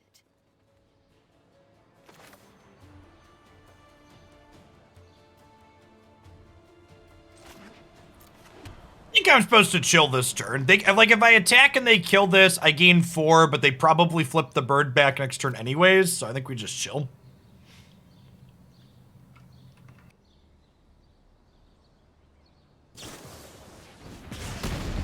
I'm sure you'll miss me.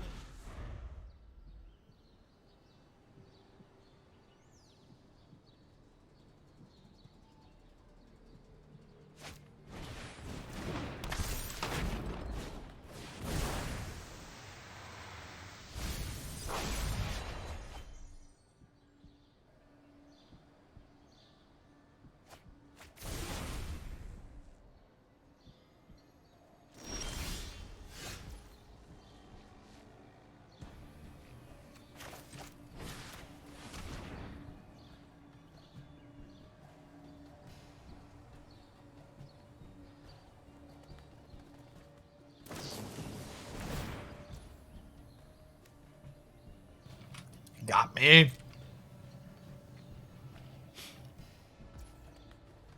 I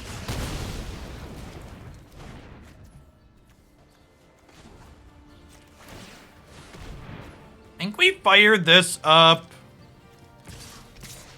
and attack with all my Menace friends. Exile their Faithless Looting.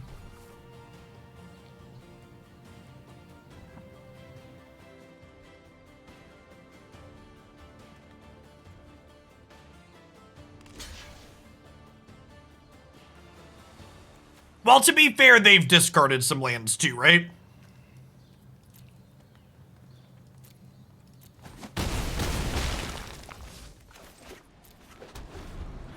There's what, 4 lands in their bin? 1, 2, 3, 4 or 5. That's part of the power of Faithless Looting, right? Well, I guess you counted some of those. They've had 10 lands in 37 cards.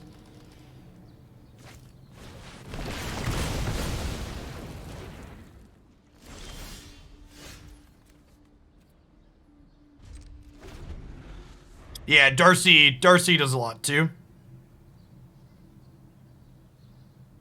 Well, the Dragon Rage Chandler has to attack, but the Phoenix comes back, so I'm just waiting for a piece of action at this point. It's their only Phoenix they've had in this many cards so far, right? Really need like a Scavenging Ooze or something. They topped a card, scary. Felt like we were ahead for a while here, but then their card selection just pulling them through.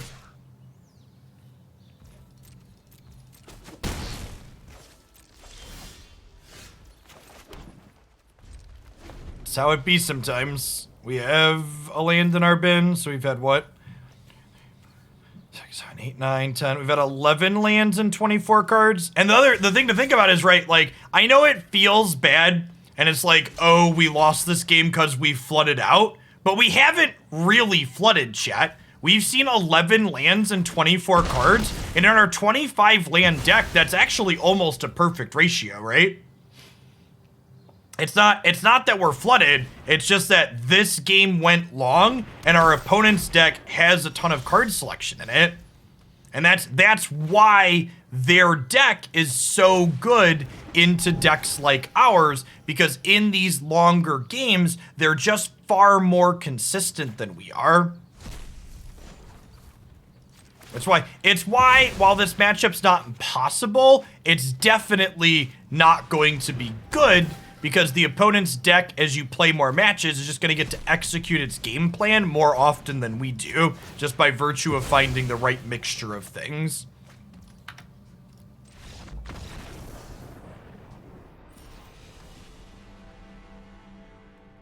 It's just how it be. If you're looking to win in Historic, you should play Phoenix, or you should play Blue-White Control, or you should play Cat Oven. Those are my 3 recommendations for this format. They're all very good.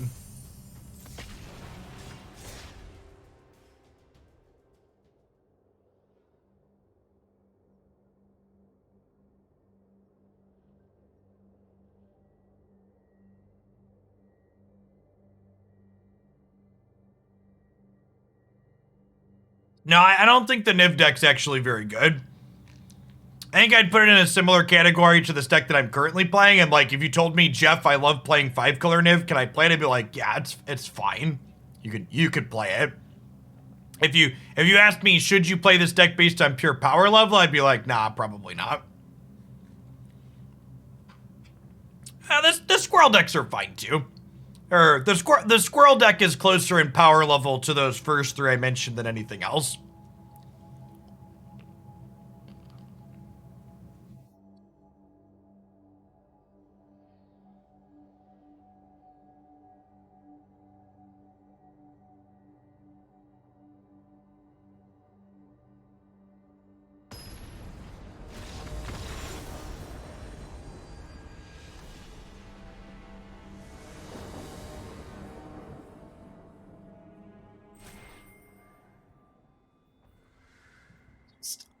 Unreal how many patches they've done and this bug still exists.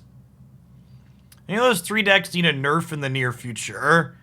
What did I just list? I said Cat Oven, Phoenix. I actually think Phoenix is mostly fine. I would like to see nerfs to Cat Oven and probably Control.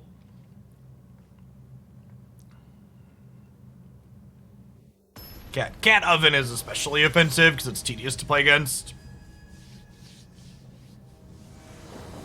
My list for what would you like to see nerfs to is definitely Cat Oven, probably Blue-White Control. I think Phoenix is fine where it's at. That would be my top of the format changes I would make.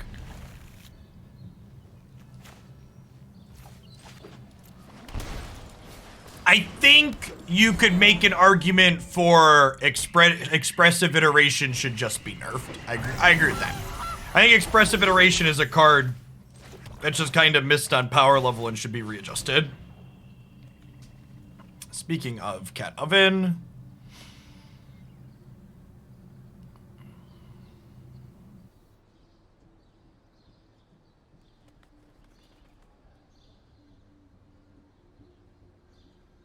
Is it Trail? I have Pulse. I guess they're going to have a lot of permanents I want to Pulse, though. So, yeah, you're probably right. It's Trail. What I hit in those decks? I don't know. Like, I don't like giving my opinion on specific ban balance changes they should make, because the answer is always there's lots of things that could change, right? Like, when we're past the process of we're no longer just banning or unbanning things, and we're talking about you could change lots of different variables.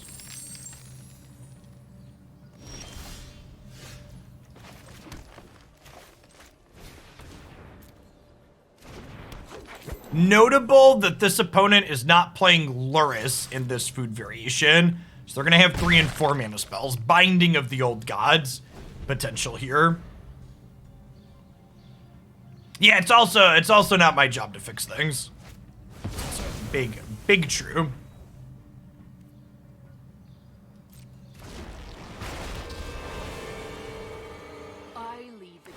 A lot of that mentality of you shouldn't complain about things if you're not going to offer solutions is actually just toxic late stage capitalism of people trying to get you to work for free. Good game designers aren't cheap, chat. Don't work for free.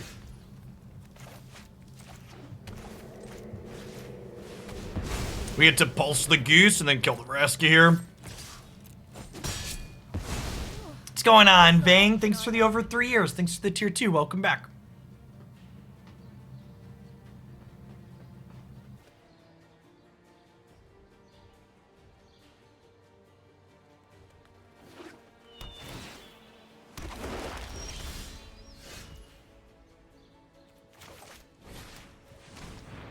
Show me your secrets.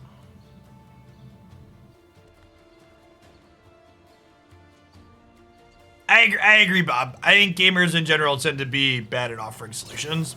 This is an accurate take. And also part of the reason why you're gonna be bad at offering solutions too is in part because you don't have access to all the information that their designers do, right? So, I'm going to play Scavenging Ooze off of the Llanowar Elf here, and the reason why I'm doing this instead of attacking for 1 is if they top deck another Meathook Massacre, I don't want them to be able to kill my 3/3 Scavenging Ooze. So I checked how many creatures were in the bins. There's currently 3. So I wanted to sequence this way, give up a damage to play around the potential for Meathook coming off the top.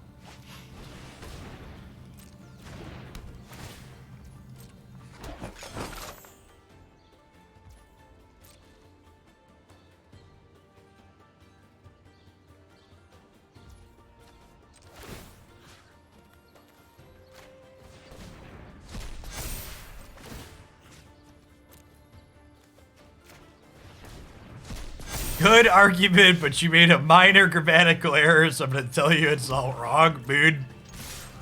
One of my Twitter posts went viral in the alt-right Twitter sphere this past weekend. So there were a bunch of people letting me know that my post wasn't valid because there were pronouns in my Twitter bio. Apparently having pronouns in your Twitter bio is a big trigger for people in the alt-right Twitter sphere. I have a hard time with being inclusive.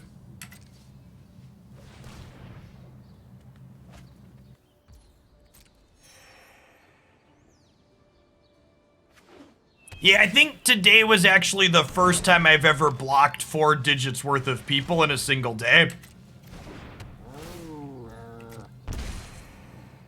I promise you, Bob, that was in fact never a line they considered at any point. It was in fact a new high score. Yes, when I say went viral, I mean like dickheads that had like I think the biggest one had almost 300,000 followers that reposted my thing for their hate mob. Like, there were a lot of people. We spent like 20 minutes cleaning out idiots this morning. I think we're supposed to attack with the skews, huh?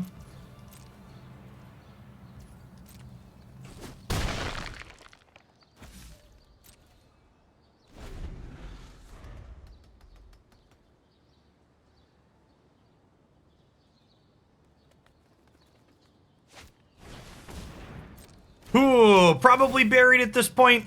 This Trail of Crumbs food is going to draw them 2 cards, and we have no cards left, so. Bob, there's something called Mega Block where you can automatically block everyone that liked a particular tweet. So you just like Mega Block the people that quote tweeted you. It's a great feature. Google Mega Block if you've never used it before. It's lovely.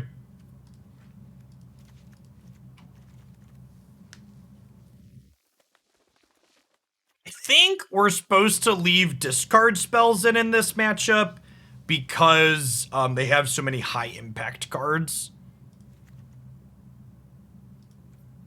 Think of it as Mega Block, yeah.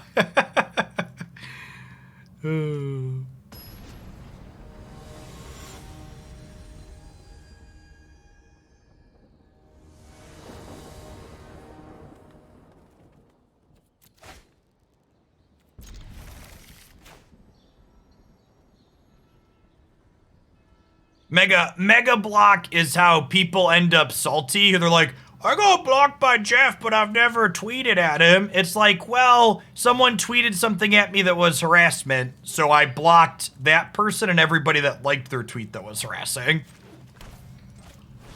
It's like, sure, you didn't do the poking fun and negativity yourself, but you stood by and gave a thumbs up to the people doing it, so off to the Shadow Realm with you.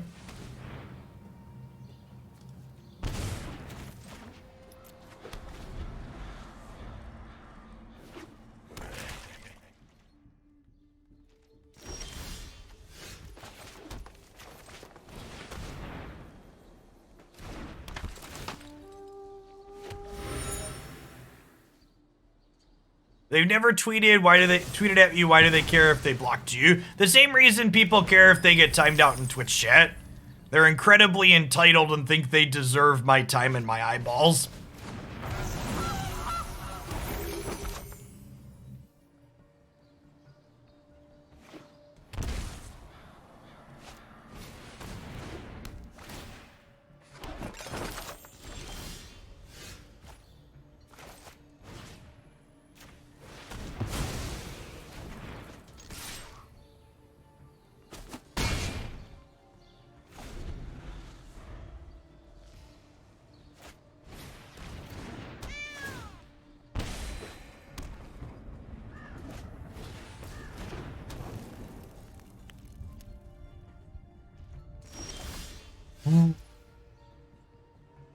It's a cat oven, so I can no longer attack with my character. Sage.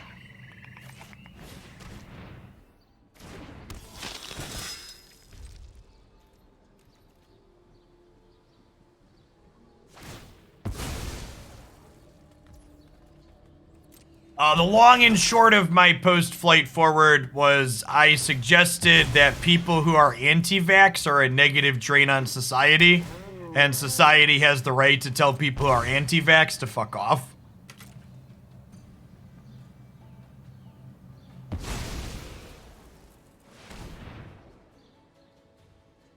I think it was something along the lines of, you're entitled to be able to not get vaccinated, but the rest of us are entitled to tell you to go away. So, you do what you want with you, but the rest of us are also going to do the same, and you can be told to pound sand.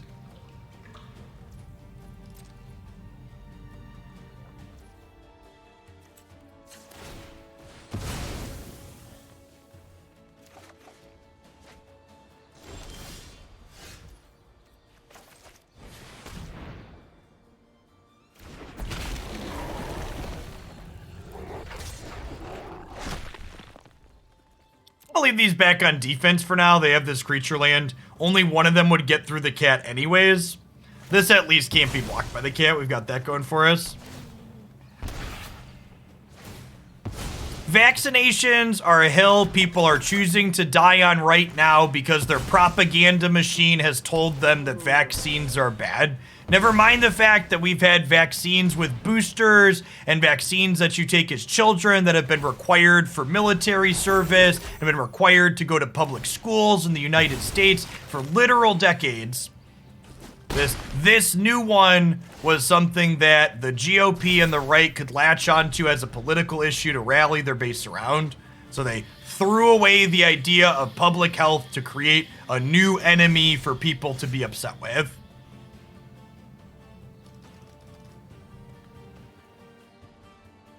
And that's why it's 2022 and there are still 3,000 Americans dying almost every day from COVID-19. Because we couldn't get people to agree on medicine being good.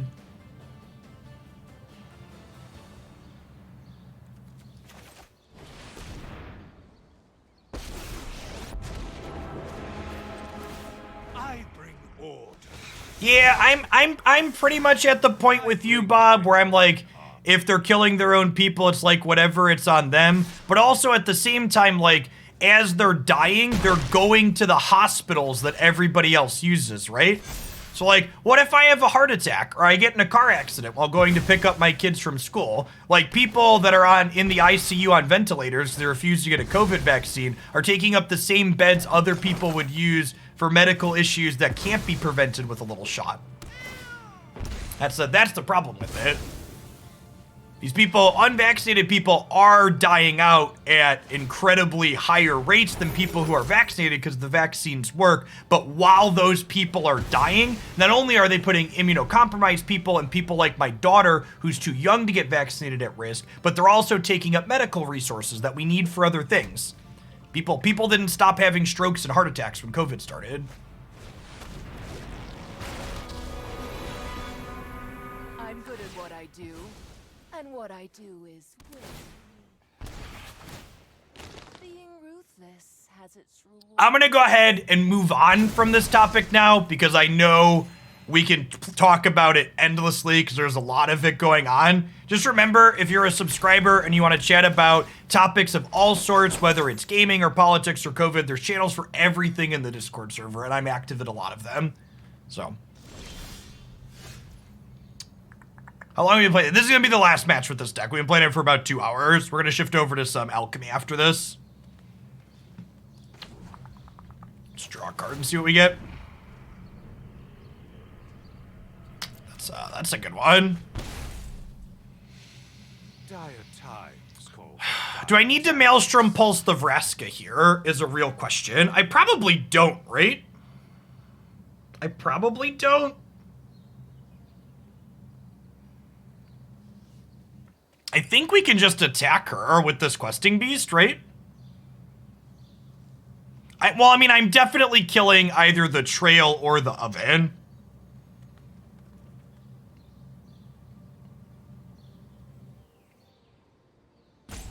I think I actually want to get the trail here.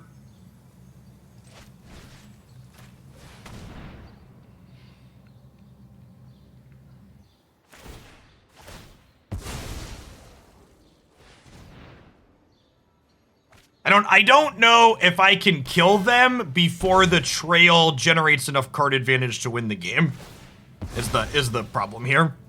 Like, the oven lets us be a little bit more aggressive, but I don't know that we're aggressive enough still to win the game there.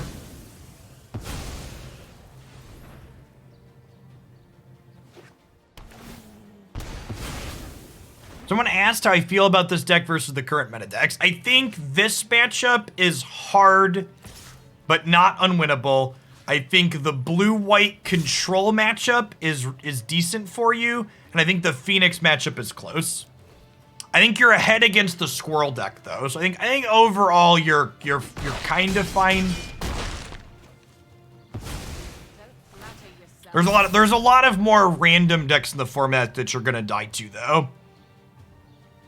What are these attacks? Those attacks were the only attacks that guaranteed their Vraska died.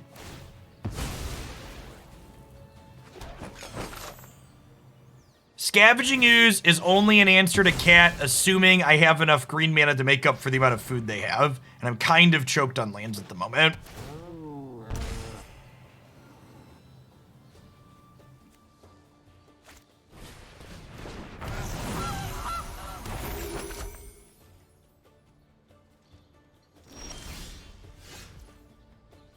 Definitely just making more lifelink tokens. You deal with this annoyance. Now the Vraska also like grinds them life as well, so.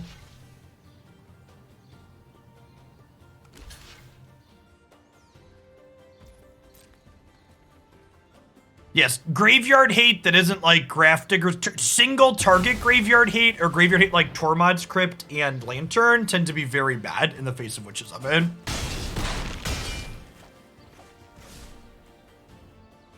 Yes, yeah, I agree with that take. Usually you only answer Cat with this card if they mess up. Usually involves a mistake.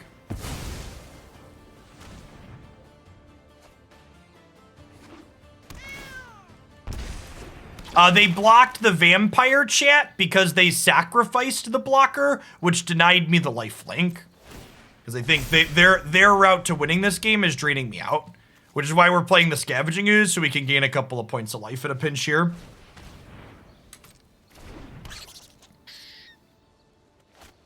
Yeah, the ooze is not likely to kill the cat. It is, however, likely to hopefully give us enough life to stay in the game. Ground attacks just got very poor. I mean, this has Death Touch, and this can gain Death Touch. So I think we're still greenlit for ground attacks. I also get 2 draws next turn at a removal spell. Okay, so if I eat the cat in response, it just, like I said, it just doesn't do anything. I'm just gonna go ahead and just chill. They can just have the ability to make so much food between this and this. Yeah, and Rip and Cage aren't single answers to their entire deck because they have a lot of threats. Rip and Cage are just better answers specifically to the Oven Loop. They definitely aren't cards that shut down the deck in its entirety. Can force them to sack Goose here? No, we cannot.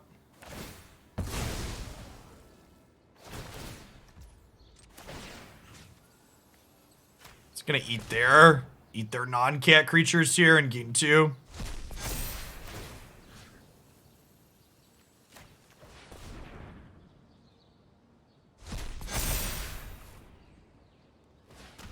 I mean, like, our deck has a few ways to kill Trailochrums.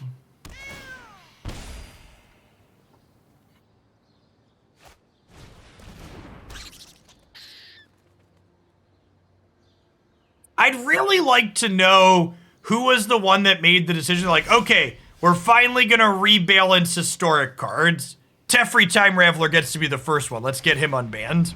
Like, who thought that was a good idea? Like, can we decide whoever pitched that as an idea probably shouldn't be making decisions? Not for the weak.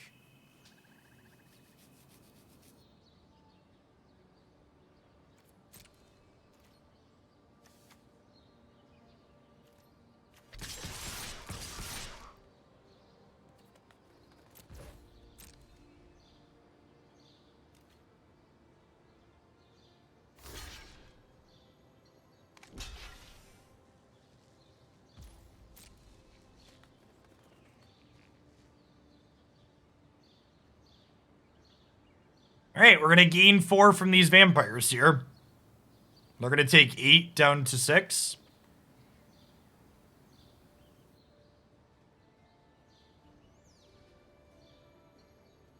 God, if we actually manage to win this game, we have to play a game 3 as well. Silently hoping that we lose, despite our best efforts. I have 3 green mana. Can we get the cat? Yes, I think we can. I go to eat it, they sack the food. I go to eat it, they make a food, they sack the food. I go to eat it again.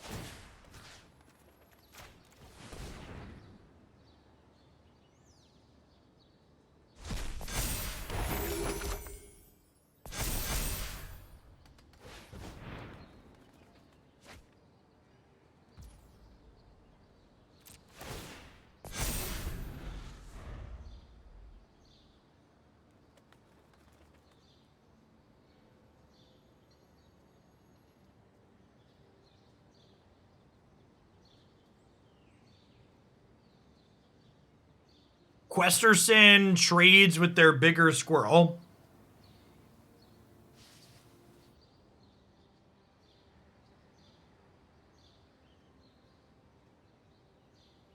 Sayorc, welcome back to Oglandia. Thanks for the follow again. We're finishing up some Historic right now, Rufia, and then we're going to be shifting over to some Alchemy for our second deck today. My loose plans for Magic content are to do 1 Historic and 1 Alchemy deck per day. Nah, I think I want to make them spend mana to eat the food the following turn.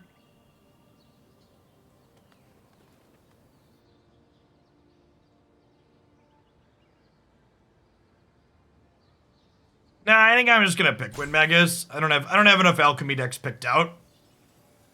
I'm gonna be honest, after I signed off from playing 4.5 hours of Unite yesterday, Christy and I like ate dinner and played with the kids and then put them to bed, and then we played more Unite afterwards, so I didn't have time to prep more decks.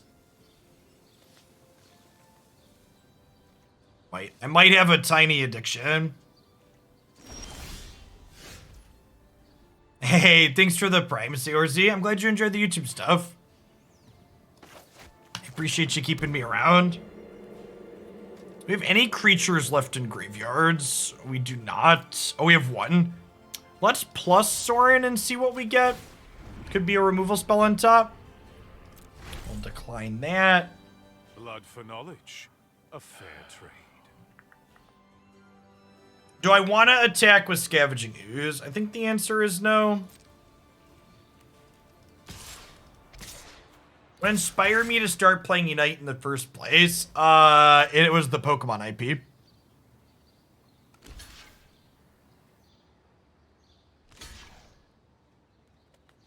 Sylveon is the character I enjoy playing the most right now. We're gonna start with that one today. I think it's reasonably competitive in solos and trios.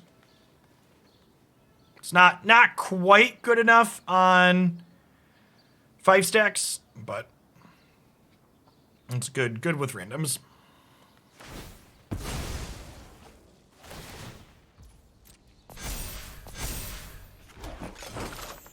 Okay, and then I think at this point I want to just Lolth here, because the way we lose this game is I'm having enough spot removal to kill me with the squirrel, right?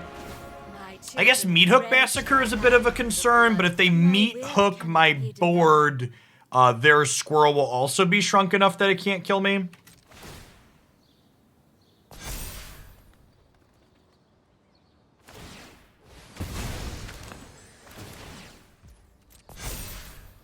Yes, the season rolling over has reminded me that there's definitely a player caliber difference in high masters versus not. This was gonna be our last match. Looks like it's gonna be a long one. Opponent's actually only down 3 minutes on clock here. They're playing pretty quickly. If you haven't poked at Unite for a little bit, it's a good time to log back in. If your account hasn't logged in the last 14 days, you get a free Unite license plus 4,000 coins, which is like half of another Unite license. And some other cosmetic stuff. All right, Scavenging Ooze is gone. It's going to gain us another life on the way out the door.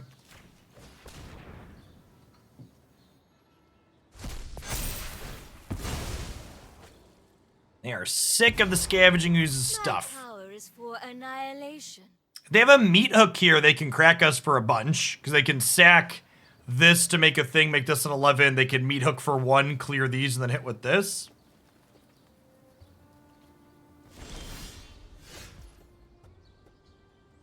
Okay. Hit me, dealer.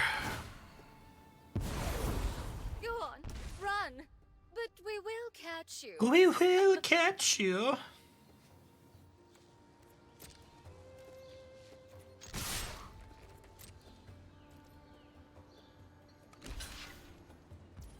It's on Switch, and then it's also on mobile, Android and iOS. Mobile controls work pretty well. I play on my phone on occasion. My boys actually prefer their phones to the Switch.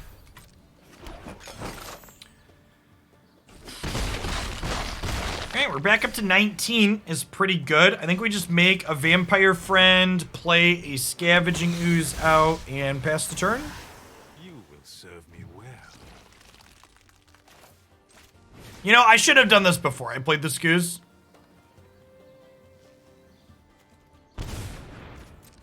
They could have had a removal spell there and made me sad.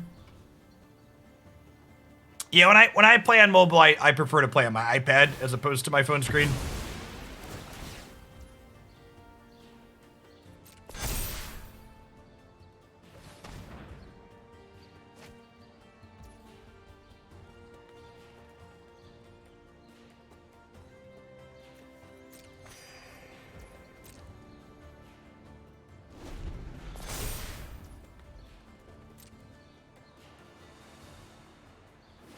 Thanks for the prime, Captain. Appreciate the 51 months. Welcome back.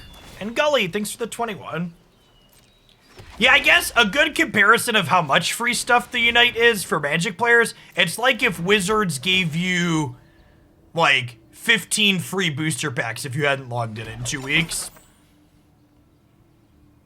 It's like $10 to $12 worth of stuff.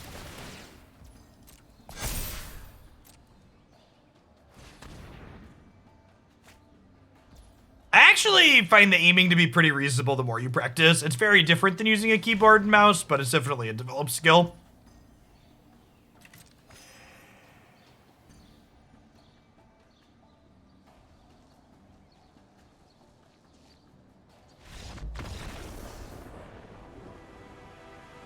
I saw the on sale for 20% more thing.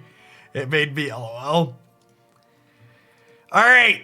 We have won game 2, chat, and our very pleasant reward is we now get to play game 3.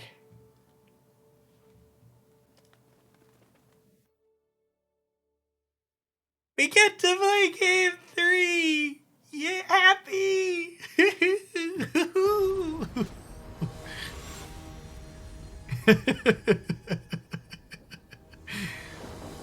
Do you find a difference between ranks on Magic Arena? No, not really. I also haven't really played below Platinum in a long time, though. Like, we played a couple of matches in Gold to start today, but we climbed through it very quickly. Especially in formats like Historic, where there's a pretty deep pool of playable cards.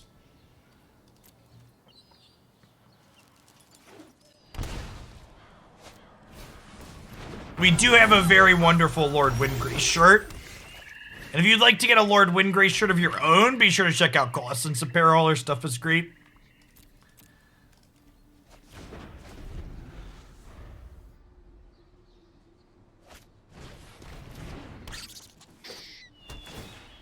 I don't think that's strictly true, Sir. I've definitely played in Platinum at both the beginning and end of the month. Like, the reason we were in Gold today is because I actually didn't finish the last season in Mythic. I didn't stream a ton in January.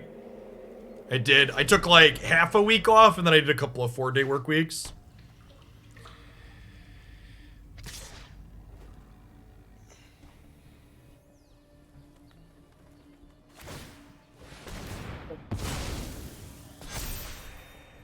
Squirrel ate the plant.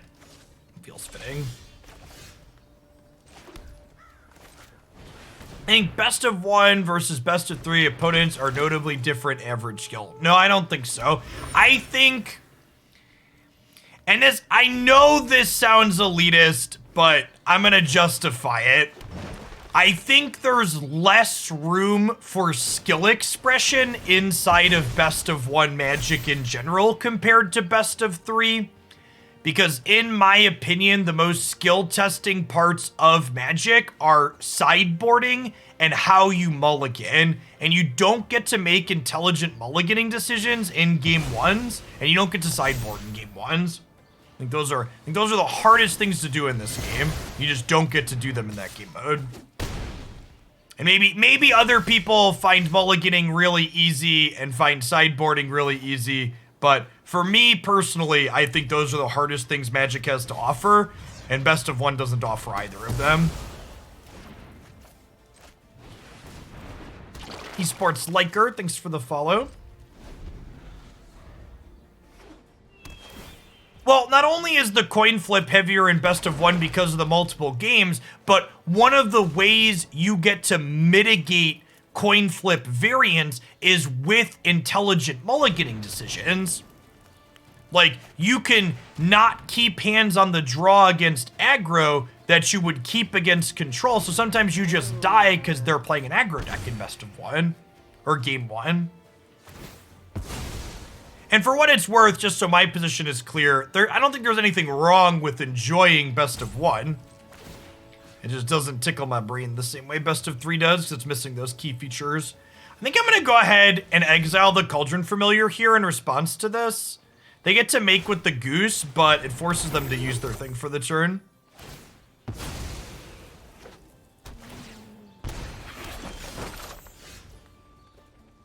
Oh, maybe that's the wrong line.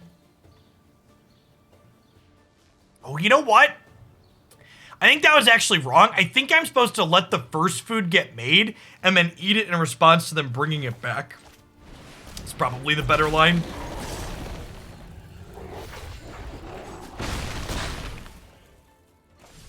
It could also be correct here to play Sorin before playing Questing Beast. It's less aggressive, but it gives me a lifelink creature in play, and getting drained out's a real concern here.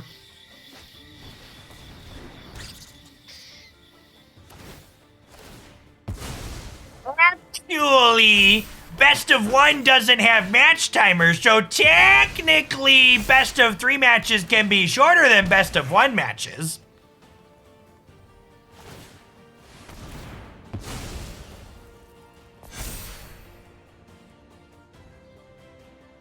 Sure, my comment, Irishball, isn't to say that best of one is devoid of skill expression. I would never say that. You are correct that deck building decisions are definitely incredibly important in best of one, because they're incredibly important in all parts of Magic. But deck building expression is similarly important in best of three, while also is similarly important in best of three, while also having added things. I take no joy. Deck building skill is a thing in all formats. My servant. I'm busy.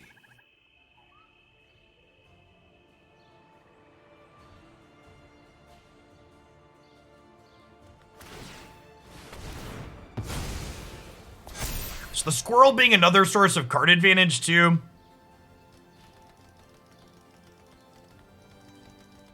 It's so annoying that they like created these really awesome sets with Jumpstart Historic Horizons, and then they gave the decks that were already the best decks in this format just better cards to play with. Like, why did we need to put a Sacrifice enabler in here when Sacrifice was already the best deck in the format by a lot? Why did Control need Archmage's Charm? These seem like choices that were very silly to have made. Yeah, enabler payoffs. Accurate way to describe this.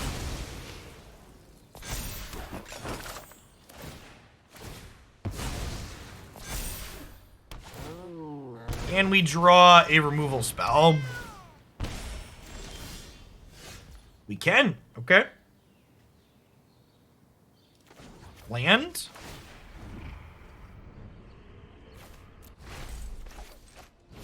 My ways are not for the weak.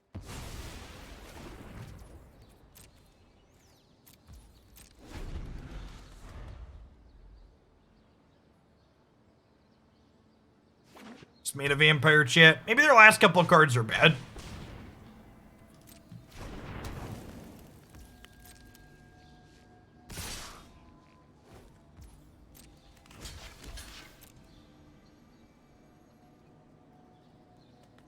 Are we dead? No, I've got Scavenging Ooze to gain some life. This is going to make a lifelink token. We're fine. I probably should have made a lifelink token last turn. It was a mistake, but...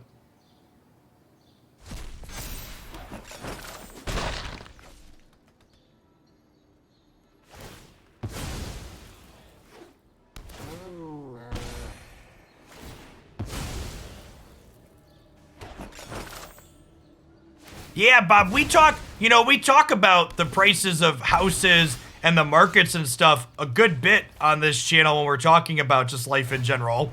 And like, it's one of the reasons why getting broadband out to more rural places has so much value. Because if you can make these smaller towns more accessible to people that need the internet to live, like they become more appealing to a really wide range of people. And as more people move to smaller areas, they stop being smaller areas. Like, there's so much land in the United States that's just empty, right? Yeah, exactly, right? Like, a lot of people can just, like, do their job from anywhere with gigabit internet.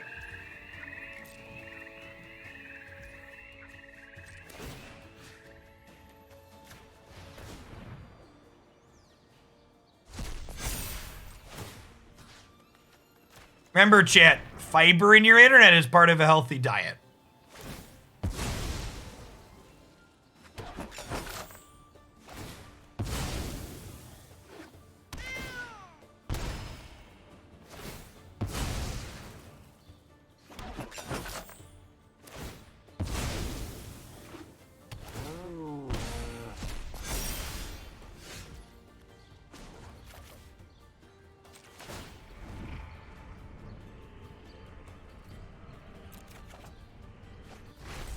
Oh, that's something I hadn't considered, Oratog. It's easier to lay fresh lines in empty rural areas than to add it to legacy buildings and coast cities. That makes sense, but it's not something I'd thought about before.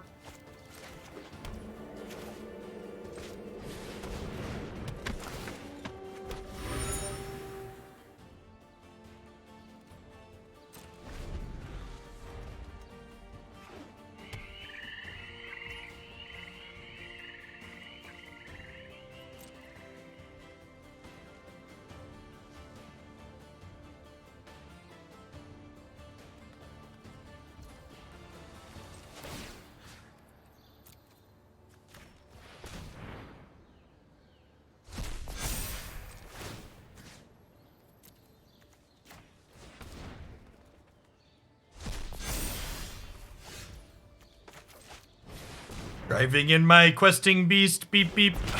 Hope no one wrecks into me.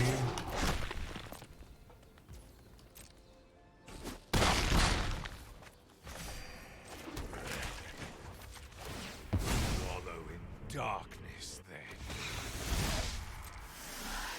You deal with this annoyance.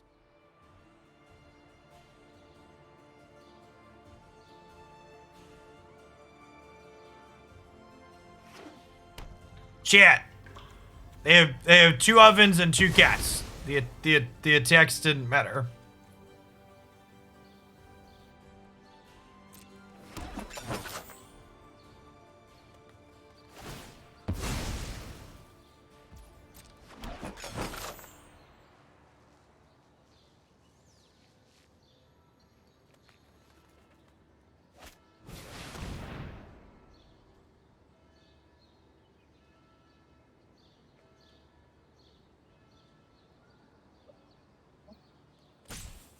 Fuck.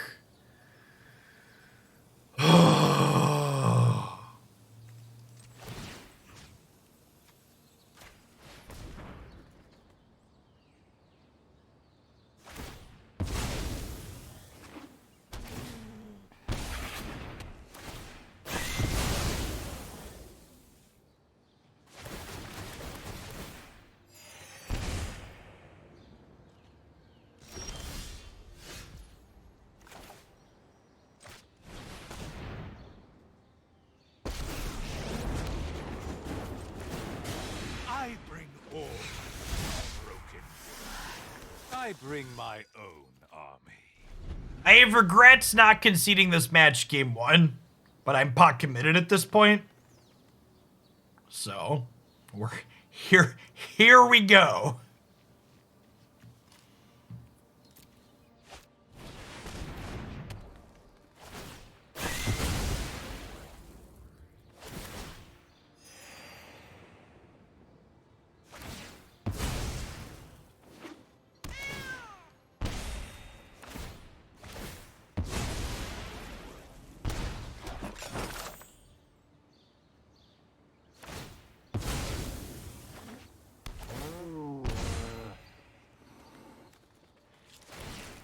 We even dealt with their Trail of Crumbs. Oh, they just haven't tried one.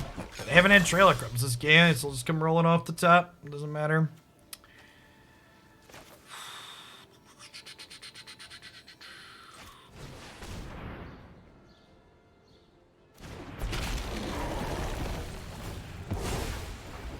Things have not gone my way. You can deal with my servant. I'm busy.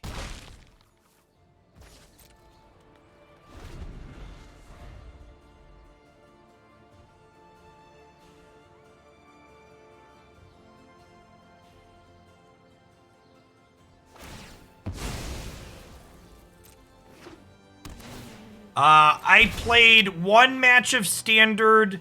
I died to unnerfed Chariot and then unnerfed Goldspan Dragon, and I promptly closed the client.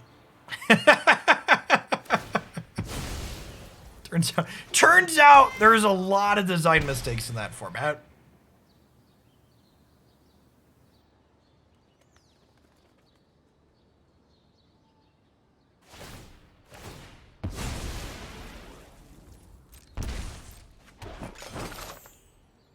This is a blank, we could have a chance.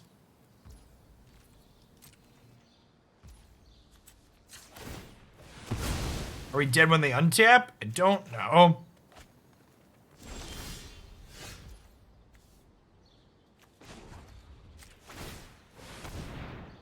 Okay, if this is a blank and this is a blank, we're still alive.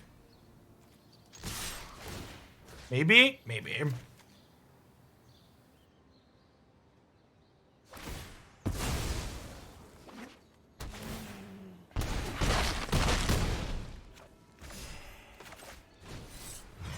They don't have any creatures they can sacrifice to make a food. If they draw any creature is lethal.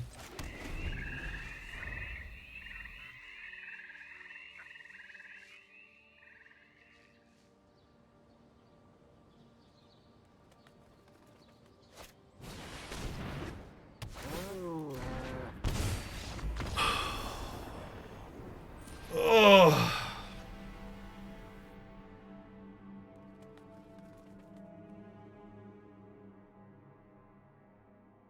I'm gonna be honest. I'm just gonna start Pokemon Unite early. I just don't, like, I should have conceded that match. Just like, I just have no desire to continue playing this game after that happens. It's just like completely obnoxious and frustrating and tedious and